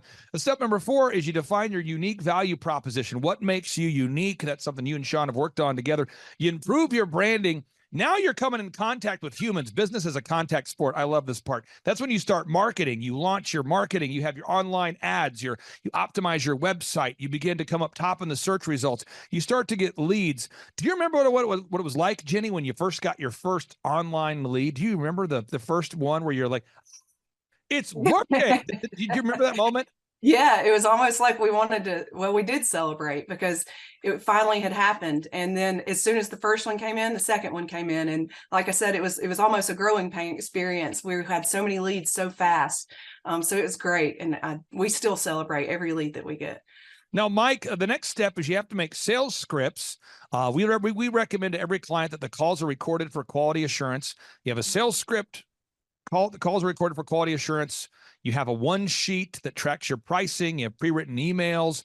You begin tracking. Sean's always bragging about you guys with tracking. Mike, how has it helped to have tracking in place where you can see, how does that help you? Well, it's really a good benefit, because, at the end of the week, what your income was, what your leads was. So wherever we're lacking in, we can quickly adjust and make that adjustment to make it work for the next week. Now, if you don't have tracking, folks, this is a true story. It's kind of a sad story, so I'll speak in generality, Sean. I talked to a guy the other day, just to share a terrible story. Longtime client, and he got motivated. He set up a trade show. He didn't tell me he's doing that. It's fine. You don't have to tell me, but he set up a trade show. I think he was going to try to surprise me with the fruit of the trade show. So he set up the trade show, and he gets on the call. His energy's kind of off, and I'm like, "Are you okay?" "Yeah, dude, fine." What's wrong?" I don't know. I'm like, "Your lead sheet, we're getting, 10 to 15 leads a week. It's very consistent. Revenue looks good." He's like, "Yeah, I'm in a tight spot." "Well, you're in a tight spot. Why are you in a tight spot?" He says, "I did a trade show." "You did a trade show?" "Yeah, I got roped into 4. I did a thing where you get the billboard, you get the trade show, you get the magazine ad. And I did the trade show, and we got no leads." And I go, "What kind of trade show did you do?" And he says, "Well, I went to the whatever trade show." And Sean, what I find is that there's the emotional excitement about being on the billboard, being on the magazine cover, and he got called by one of these kind of scam. I call it a scamockery or jackassery. Yeah. They call you and they go, boop, boop, boop, boop. "Hey, is this Sean?"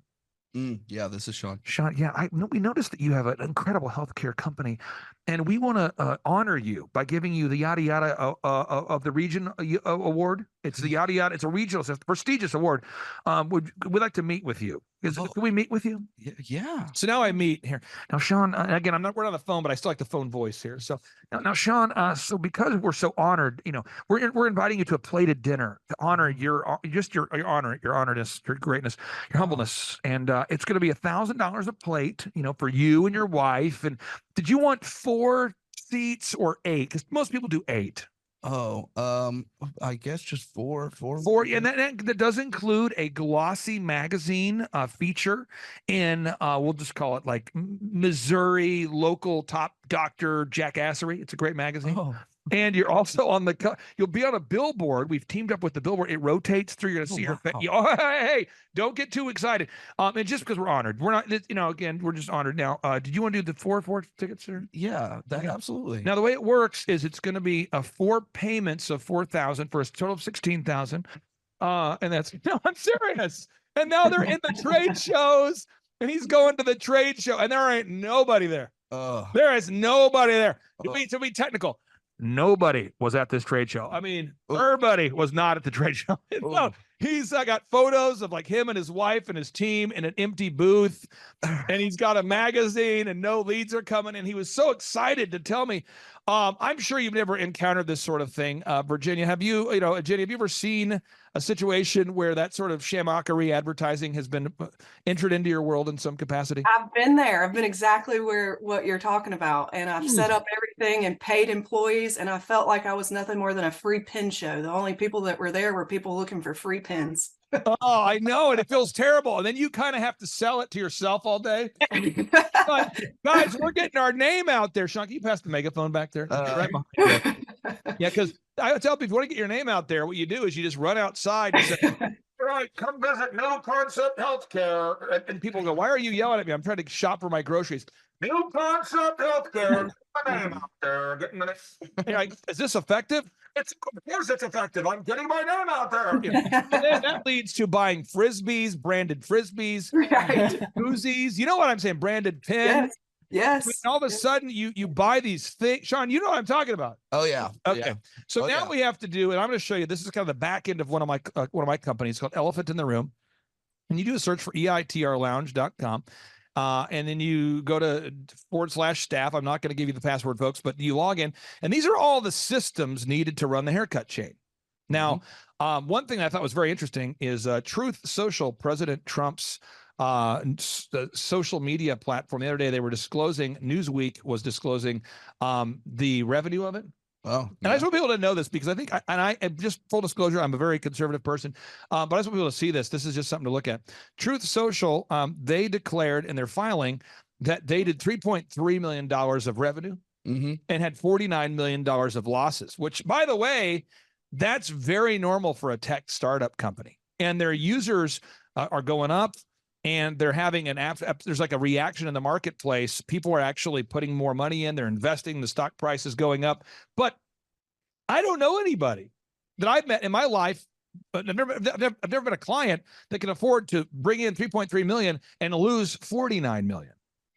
So like for my haircut chain, we have 5 locations. We bring in more than 3.3 million, and this just in, we don't spend 49 million. So we have to, we call it a lean startup. You got to keep that thing lean.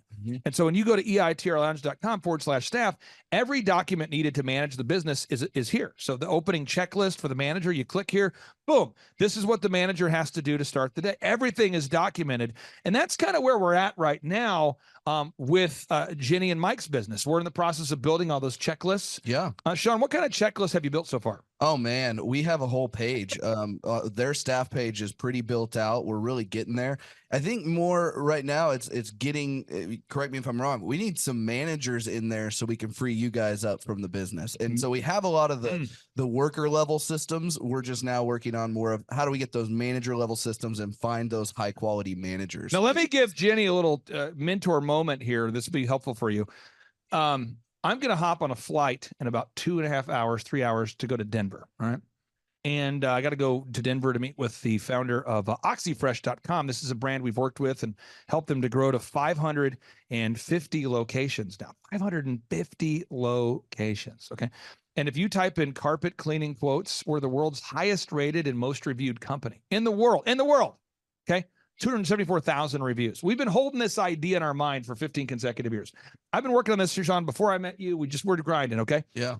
And the biggest challenge that the locations have is managers, finding good manager. And I tell people this, and it never goes over well, but hopefully eventually it will. I'll keep refining the idea. The kind of person that enjoys conflict, but also likes people is a good manager. Let me try that again. The kind of person that enjoys conflict, but also likes people is a good manager. And I have found it's not so much trainable as it's findable. So as an example, where we're getting ready to head out to Denver, Sean, you know my personality type, and you know that I have to pack all this stuff to get ready to go. You saw my suitcase out there? Yep. How many times do you think I've followed up with the people involved in the trip so far before leaving? Oh man, it's probably on your to-do list and you've checked it off like probably at least 5 times today, I would think. And what kind of things do you think I might have put on my checklist to travel to Denver? First off, just making sure that the timing is working, making sure that you have all the stuff that you need, making sure that you have double of the stuff that you need in case something gets broken. making sure that the people who are there know you're coming and when you're going to be there and what Keep to going. expect from What, you. what do you think I'm checking a bag?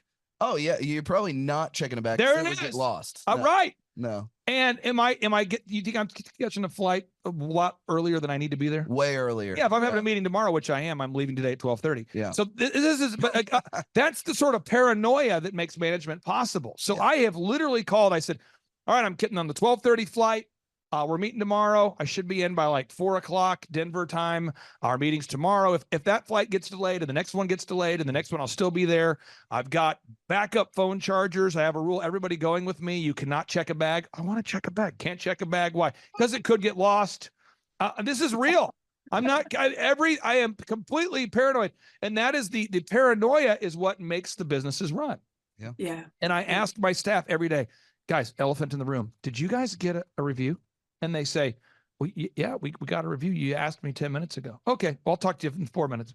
You heard me say that. I'll say, I'll talk to you in 5 minutes. Yeah. And I'll do it. And it's a follow-up because I have to make sure that the checklists are being followed, the reviews are being followed. We're a licensed business. People don't know that. Hair care, you're licensed by the state. So we have certain cleanliness standards. We could have random people from the state show up. So we got checklists.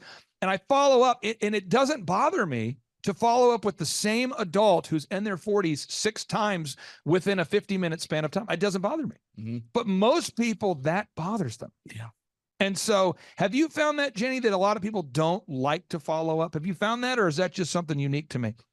I found that they don't like to follow up. No, people don't like to follow up. It's almost like an awkward communication thing that people try to avoid. Yeah. And it's not necessarily that you're being mean or any type of way, but I feel like that's probably the way that we feel when we continuously follow up, like we're having to step on people's toes, but really we're not. We're just getting the job My done. mentorship moment for you is it's probably the same feeling you have when you ask for reviews. Yeah. It's probably the same. So, and I'm just saying, and if you, Mike, did you ever play football or a sport of some kind? Yeah, I used to play soccer. Okay, soccer. So like when what position did you play? Goalkeeper. Goalkeeper. Okay. So this is a great example. I didn't know you were a goalkeeper, but when you're a goalkeeper and someone's kicking that ball at you fast, I mean, just the ball's coming in there. I mean, people can really kick a soccer ball fast.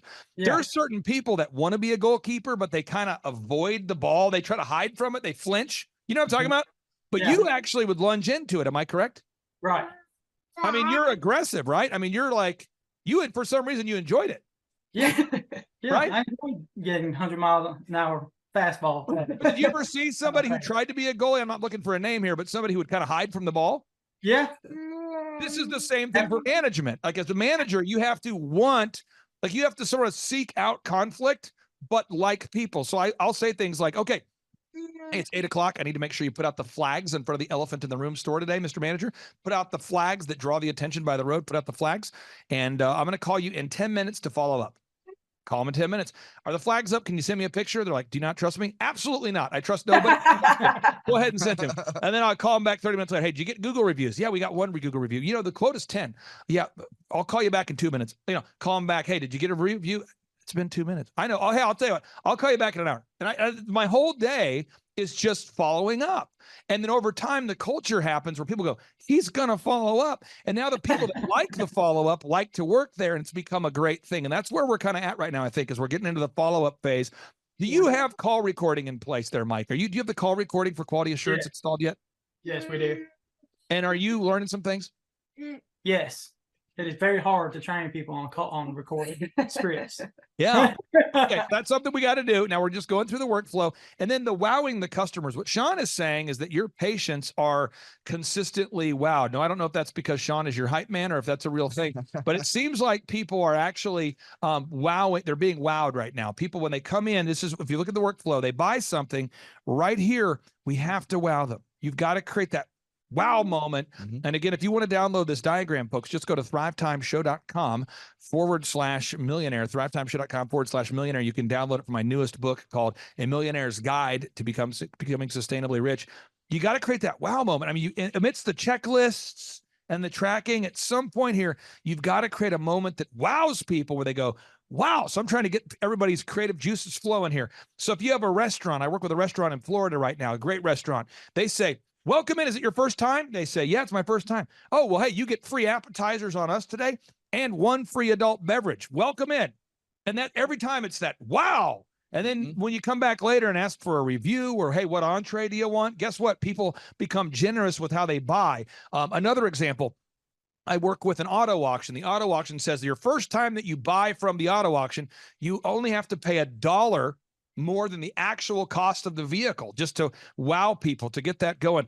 I happen to work with a carpet cleaning business. And what they do is they say, hey, the first time we clean your carpet, we'll beat any competitor's price, and it will be at least half off of our normal price. And they go, okay, great. You got to have that wow moment. What are you guys doing, Jenny, to wow your customers there? Well, there are things that we do. We will oftentimes like give samples of certain things because we know they work. We have a lot of supplement sales that we do. Again, the dollar consult is a wow moment because we will spend some, 10 to 15 minutes explaining how we're different. And I feel like they're wowed because of that. Also, our services are so much different. We spend time in the room with our patients. We listen to them. They're not just a number. And a lot of times people have never experienced that. So there's a lot of wow moments, I think, for all of our patients. Now, I understand that 59% of your customers are now from word of mouth. Is that accurate? Yeah. That's huge. Yeah, well, and with the customer acquisitions cost too, I've heard you say this before, Clay, that if you're advertising and you're doing a good job wowing at the same time, they compound each other, and you'll end up having 2 to 3 word of mouth referrals from those patients that are wowed for every 1 lead you have from advertising. We measured and tracked that they had this last year, for every $1 they spent on advertising, they were able to bring back in $4.61. So that's a 461% return on their marketing investment. It's incredible stuff. And the great news is, as we build these systems, if you guys ever wanted to franchise or license or open up multiple locations, if done properly, you should be able to scale it. It should be very repeatable, very duplicatable. Other things you guys have done, you've implemented a database to keep track of your customers. You're gathering objective video reviews. You guys are really checking all the boxes. I'd like for you, if you can, Jenny, here, to give a word of encouragement for any of our listeners out there that are a little bit on the fence right now, and they're going, I have thought about scheduling a free consultation, but I don't know. I hear it's $1,700 a month, and can you maybe explain your thoughts, what you'd say to anybody who's a friend of yours or family that asks you about the value about the business consulting? Oh, well, I would say that the $1,700 a month is an excuse not to have someone to mentor you. It's kind of like being in a gym when you need a trainer. We're not always perfect, and business owning is not easy, and you need a mentor. I've never missed the $1,700 a month, even when I was only 6 months in when we started with you guys. I've never even considered it a loss. It was scary at first to make that, but that wasn't an excuse. I knew I needed someone to guide me through this, and you guys have guided us through this, through the entire thing, through employees, through income, through spending, through all of it. And we come through so many problems. There are a lot of problems that are established when you have a business. I mean, you become very overwhelmed very fast, and you need somebody that you can call who's successful, who's been there, that says, you're not crazy. This happens to all of us. Here's what you do about it. It's been the best decision that we've made. Final question I have here for you, as far as having like a one-stop shop. Years ago, I hired a business consultant who was great. And he would say things like, and I'm not ripping him, I'm just telling you what would happen. He would say, Clay, you got to work on your business and not in it. I'm going, that's true. He goes, you got to delegate to elevate. That's true. Clay, your website is not optimized. And I'm going, this is great. Fresh perspective. I go, Bruce, could you help me optimize? No, I don't optimize. Could you help me work on it? No. Could you help me make a checklist? No. Do you help me with the print pieces that I need to make? No. Can you make a video? No. Do you help me with my online ads? No. Clay, and he was kind of he's an Northeastern American guy. And he used to say, Clay, baby, let me tell you what. I don't make print pieces. What am I, a print piece guy? I'm not a web guy. We know what I am. I'm a work on the business guy. You got to find a good web guy. So every meeting we would have would result in me having to find another vendor to pay another $8,000 to build the website, $4,000 to make the video, $5,000 to do. So every time he would give a recommendation, it would lead to another cost. Could you maybe explain the value of having a flat monthly fee? Yeah, I don't have to ever worry about it. I know if I need the website updated, it's a text away. I know if I'm having trouble with an employee, it's a text away. I know if I need financial advice, it's a text away. And again, we meet every single week, and all our questions are answered, and we're held accountable to what we need to be held accountable for. So it really works for us. Jenny and Mike, thank you guys for your time so much. I really do value your time. I appreciate you guys being here today. And on part 2 of today's show, we're going to tee up another success story because we want people to know it is possible, despite the financial jackassery plaguing our nation right now. It is possible to become successful, and you guys are a living example of it. Thank you guys for bringing your baby on the show. We'll talk to you soon. Bye. Thank you. Thanks. Bye-bye. The number of new customers that we've had is up 411% over last year. We are Jared and Jennifer Johnson. We own Platinum Pest and Lawn and are located in Owasso, Oklahoma. And we have been working with Thrive for business coaching for almost a year now. Yeah. So what we want to do is we want to share some wins with you guys that we've had by working with Thrive. First of all, we're on the top page of Google now. Okay. I just want to let you know what type of accomplishment this is. Our competition, Orkin, Terminex, they're both $1.3 billion companies. They both have 2,000 to 3,000 pages of content attached to their website.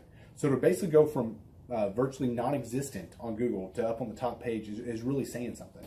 But that's come by being diligent to the systems that Thrive has, by being consistent and diligent on doing podcasts and staying on top of those podcasts to really help with getting up on with their listing and ranking there with Google. And also we've been trying to get Google reviews, asking our customers for reviews.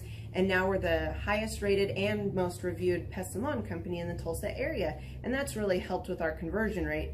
And the number of new customers that we've had is up 411% over last year. Wait, say that again. How much are we up? 411%. Okay, so 411% we're up with our new customers. Amazing. Right. So not only do we have more customers calling in, we're able to close those deals at a much higher rate than we were before. Right now, our closing rate is about 85%, and that's largely due to, first of all, like our Google reviews that we've gotten people really see that our customers are happy, but also we have a script that we follow. And so when customers call in, they get all the information that they need. That script has been refined time and time again. It wasn't a one and done deal. It was a system that we followed with Thrive in the refining process, and that has obviously the 411% shows that system works. Yeah. So here's a big one for you. So last week alone, our booking percentage was 91%. We actually booked more deals, more new customers last year than we did the first 5 months. Or I'm sorry, we booked more deals last week than we did the first 5 months of last year from before we worked with Thrive. So again, we booked more deals last week than the first 5 months of last year. And it's incredible. But the reason why we have that success is by implementing the systems that Thrive has taught us and helped us out with. So. Some of those systems that we've implemented are group interviews. That way we've really been able to come up with a really great team. We've created and implemented checklists. That way everything gets done and it gets done right. It creates accountability. We're able to make sure that everything gets done properly, both out in the field and also in our office.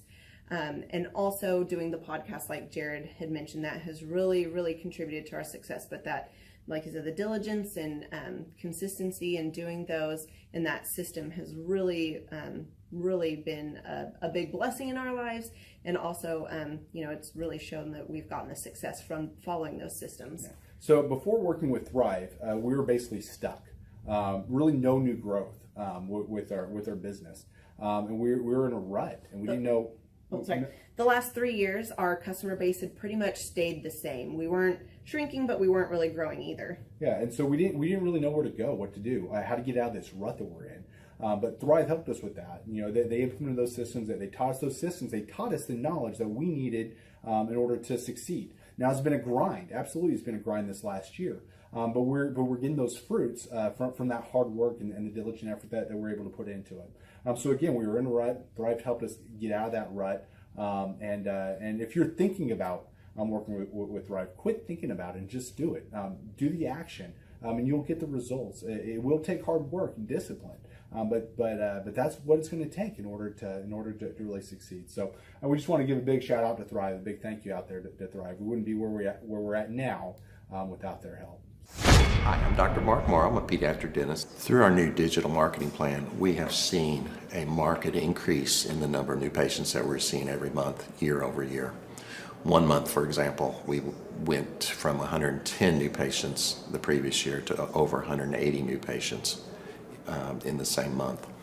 And overall, our average is running about 40 to 42% increase month over month, year over year. The group of people required to implement our new digital marketing plan is immense, starting with a business coach, videographers, photographers, web designers. Back when I graduated dental school in 1985, nobody advertised. The only marketing that was ethically allowed in everybody's eyes was mouth-to-mouth marketing. By choosing to use the services, you're choosing to use a proven turnkey marketing and coaching system that will grow your practice and get you the results that you're looking for. I went to the University of Oklahoma College of Dentistry, graduated in 1983, and then I did my pediatric dental residency at Baylor College of Dentistry from 1983 to 1985. JT, do you know what time it is? 4:10. It's Tebow time in Tulsa, Jerusalem, baby. Tim Tebow is coming to Tulsa, Oklahoma during the month of Christmas, December 5th and 6th, 2024. Tim Tebow is coming to Tulsa, Oklahoma in the 2-day interactive Thrivetime Show Business Growth Workshop. Yes, folks, put it in your calendar. This December, the month of Christmas, December 5th and 6th, Tim Tebow is coming to Tulsa, Oklahoma in the Thrivetime Show 2-day interactive business growth workshop. We've been doing business conferences here since 2005. I've been hosting business conferences since 2005. What year were you born? 1995. Dude, I've been hosting business conferences since you were 10 years old. And a lot of people, have followed Tim Tebow's football career on the field and off the field. And off the field, the guy's been just as successful as he has been on the field. Now, the big question is, JT, how does he do it? Well, they're going to have to come and find out because I don't know. Well, I'm just saying, Tim Tebow's going to teach us how he organizes his day, how he organizes his life, how he's proactive with his faith, his family, his finances. He's going to walk us through his mindset that he brings into the gym, into business. It is going to be a blasty blast in Tulsa, Jerusalem.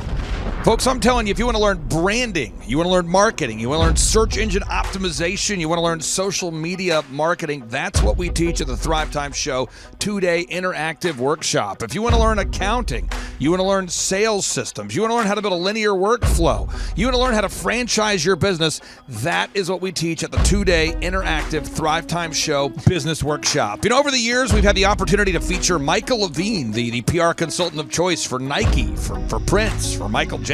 We've had the top PR consultant in the history of the planet has spoken at the Thrivetime Show workshops. We've had Jill Donovan, the founder of RusticCuff.com, a company that creates apparel worn by celebrities all throughout the world. Jill Donovan, the founder of RusticCuff.com, has spoken at the 2-day interactive Thrivetime Show business workshops. We have had the man who's responsible for turning around Harley Davidson, a man by the name of Ken Schmidt. He has spoken at the Thrivetime Show 2-day interactive business workshops. Folks, I'm telling you, these events are going to teach you what you need to know to start and grow a successful business. And the way we price the events, the way we do these events, is you can pay $250 for a ticket or whatever price that you can afford. What? Yes, we've designed these events to be affordable for you, and we want to see you live and in person at the 2-day interactive December 5th and 6th Thrivetime Show Business Workshop. Everything that you need to succeed will be taught at the 2-day interactive Thrivetime Show Business Workshop, December 5th and 6th in Tulsa, Oklahoma. And the way we do these events is we teach for 30 minutes, and then we open it up for a question and answer session so that wonderful people like you can have your questions answered. Yes, we teach for 30 minutes, and then we open it up for a 15-minute question and answer session. It's interactive. It's 2 days. It's in Tulsa, Oklahoma. We've been doing these events since 2005, and I'm telling you, folks, it's going to blow your mind. Yes, ladies and gentlemen, the Thrivetime Show 2-day interactive business workshop is America's highest rated and most reviewed business workshop. See the thousands of video testimonials from real people just like you who've been able to build multi-million-dollar companies. Watch those testimonials today at thrivetimeshow.com. Simply by clicking on the testimonials button right there at thrivetimeshow.com, you're going to see thousands of people just like you who've been able to go from just surviving to thriving. Whoa. Each and every day, we're going to add more and more speakers to this all-star lineup, but I encourage everybody out there today, get those tickets today. Go to thrivetimeshow.com. Again, that's thrivetimeshow.com. And some people might be saying, well, how do I do it? What do I do? How does it work? You just go to thrivetimeshow.com. Let's go there now. We're feeling the flow. We're going to thrivetimeshow.com. Again, you just go to thrivetimeshow.com. You click on the business conferences button and you click on the request tickets button right there. The way I do our conferences is we tell people it's $250 to get a ticket. Yep. Or whatever price that you can afford. And the reason why I do that is I grew up without money. JT, you're in the process of building a super successful company. Did you start out with $1 million in the bank account? No, I did not. Nope, did not get any loans, nothing like that. Did not get an inheritance from parents or anything like that. I had to work for it, and I'm super grateful. I came to a business conference. That's actually how I met you, met Peter Taunton. I met all these people. So if you're out there today and you want to come to our workshop, again, you just got to go to thrivetimeshow.com. You might say, well, who's speaking? We already covered that. You might say, where's it going to be? It's going to be in Tulsa, Jerusalem, Oklahoma. And someone says, Tulsa, Jerusalem. I'm really trying to rebrand Tulsa as Tulsa, Jerusalem, sort of like the Jerusalem of America. But if you type in Thrivetime Show and Jinx, you can get a sneak peek or a look at our office facility. This is what it looks like. This is where you're headed. It's going to be a blasty blast. You can look inside, see the facility. We're going to have hundreds of entrepreneurs here. It is going to be packed. Now, for this particular event, folks, the seating is always limited because my facility isn't a limitless convention center. You're coming to my actual home office, and so it's going to be packed. Who? You're going to come. Who? You? I'm talking to you. You can just get your tickets right now at thrivetimeshow.com. And again, you can name your price. We tell people it's $250 or whatever price you can afford. And we do have some select VIP tickets, which gives you an access to meet some of the speakers and those sorts of things. And those tickets are $500. It's a 2-day interactive business workshop, over 20 hours of business training. We're going to give you a copy of my newest book, The Millionaire's Guide to Becoming Sustainably Rich. You're going to leave with a workbook. You're going to leave with everything you need to know to start and grow a super successful company. It's practical, it's actionable, and it's Tebow time right here in Tulsa, Jerusalem. Get those tickets today at thrivetimeshow.com. Again, that's thrivetimeshow.com. Hello, I'm Michael Levine, and I'm talking to you right now from the center of Hollywood, California, where I have represented over the last 35 years 58 Academy Award winners, 34 Grammy Award winners, 43 New York Times bestsellers. I've represented a lot of major stars, and I've worked with a lot of major companies. And I think I've learned a few things about what makes them work and what makes them not work. Now, why would a man living in Hollywood, California, in the beautiful sunny weather of LA, come to Tulsa? Because last year I did it, and it was damn exciting. Clay Clark has put together an exceptional presentation, really life-changing, and I'm looking forward to seeing you then. I'm Michael Levine. I'll see you in Tulsa. Thrivetime Show 2-day interactive business workshops are the world's highest rated and most reviewed business workshops because we teach you what you need to know to grow. You can learn the proven 13-point business systems that Dr. Zellner and I have used over and over to start and grow successful companies. I mean, we get into the specific steps on what you need to do to optimize your website. We're going to teach you how to fix your conversion rate. We're going to teach you how to do a social media marketing campaign that works. How do you raise capital? How do you get a small business loan? We teach you everything you need to know here during a 2-day, 15-hour workshop. It's all here for you. You work every day in your business, but for 2 days you can escape and work on your business and build these proven systems so now you can have a successful company that will produce both the time freedom and the financial freedom that you deserve. You're going to leave energized, motivated, but you're also going to leave empowered. The reason why I've built these workshops is because as an entrepreneur, I always wish that I had this. And because there wasn't anything like this, I would go to these motivational seminars, no money down, real estate, Ponzi scheme, get motivated seminars, and they would never teach me anything. It was like you went there and you paid for the big chocolate Easter bunny, but inside of it, it was a hollow nothingness. And I wanted the knowledge, and they're like, oh, but we'll teach you the knowledge after our next workshop. And the great thing is we have nothing to upsell. At every workshop, we teach you what you need to know. There's no one in the back of the room trying to sell you some next big get-rich-quick, walk-on-hot-coals product. It's literally, we teach you the brass tacks, the specific stuff that you need to know to learn how to start and grow a business. And I encourage you to not believe what I'm saying, and I want you to Google the Z66 auto auction. I want you to Google elephant in the room. Look at Robert Zellner and Associates. Look him up. and say, are they successful because they're geniuses, or are they successful because they have a proven system? When you do that research, you will discover that the same systems that we use in our own business can be used in your business. Come to Tulsa, book a ticket, and I guarantee you it's going to be the best business workshop ever, and we'll even give you your money back if you don't love it. We've built this facility for you, and we're excited to see you.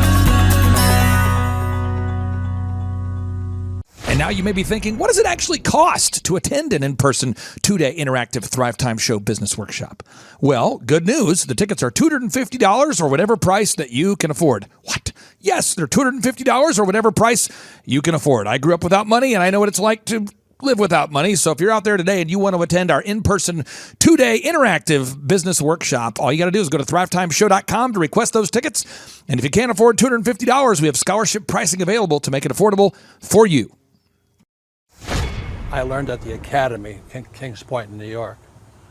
Acta non verba. Watch what a person does, not what they say. Whoa. Good morning, good morning, good morning. Robert Kiyosaki, the Rich Dad Radio Show. Today I'm broadcasting from Phoenix, Arizona, not Scottsdale, Arizona. They're close, but they're completely different worlds. And we have a special guest today. Definition of intelligence is if you agree with me, you're intelligent. And so this gentleman is very intelligent. I've done this show before also, but very seldom do you find somebody who lines up on all counts. And it's a Mr. Clay Clark. He's a friend of a good friend, Eric Trump.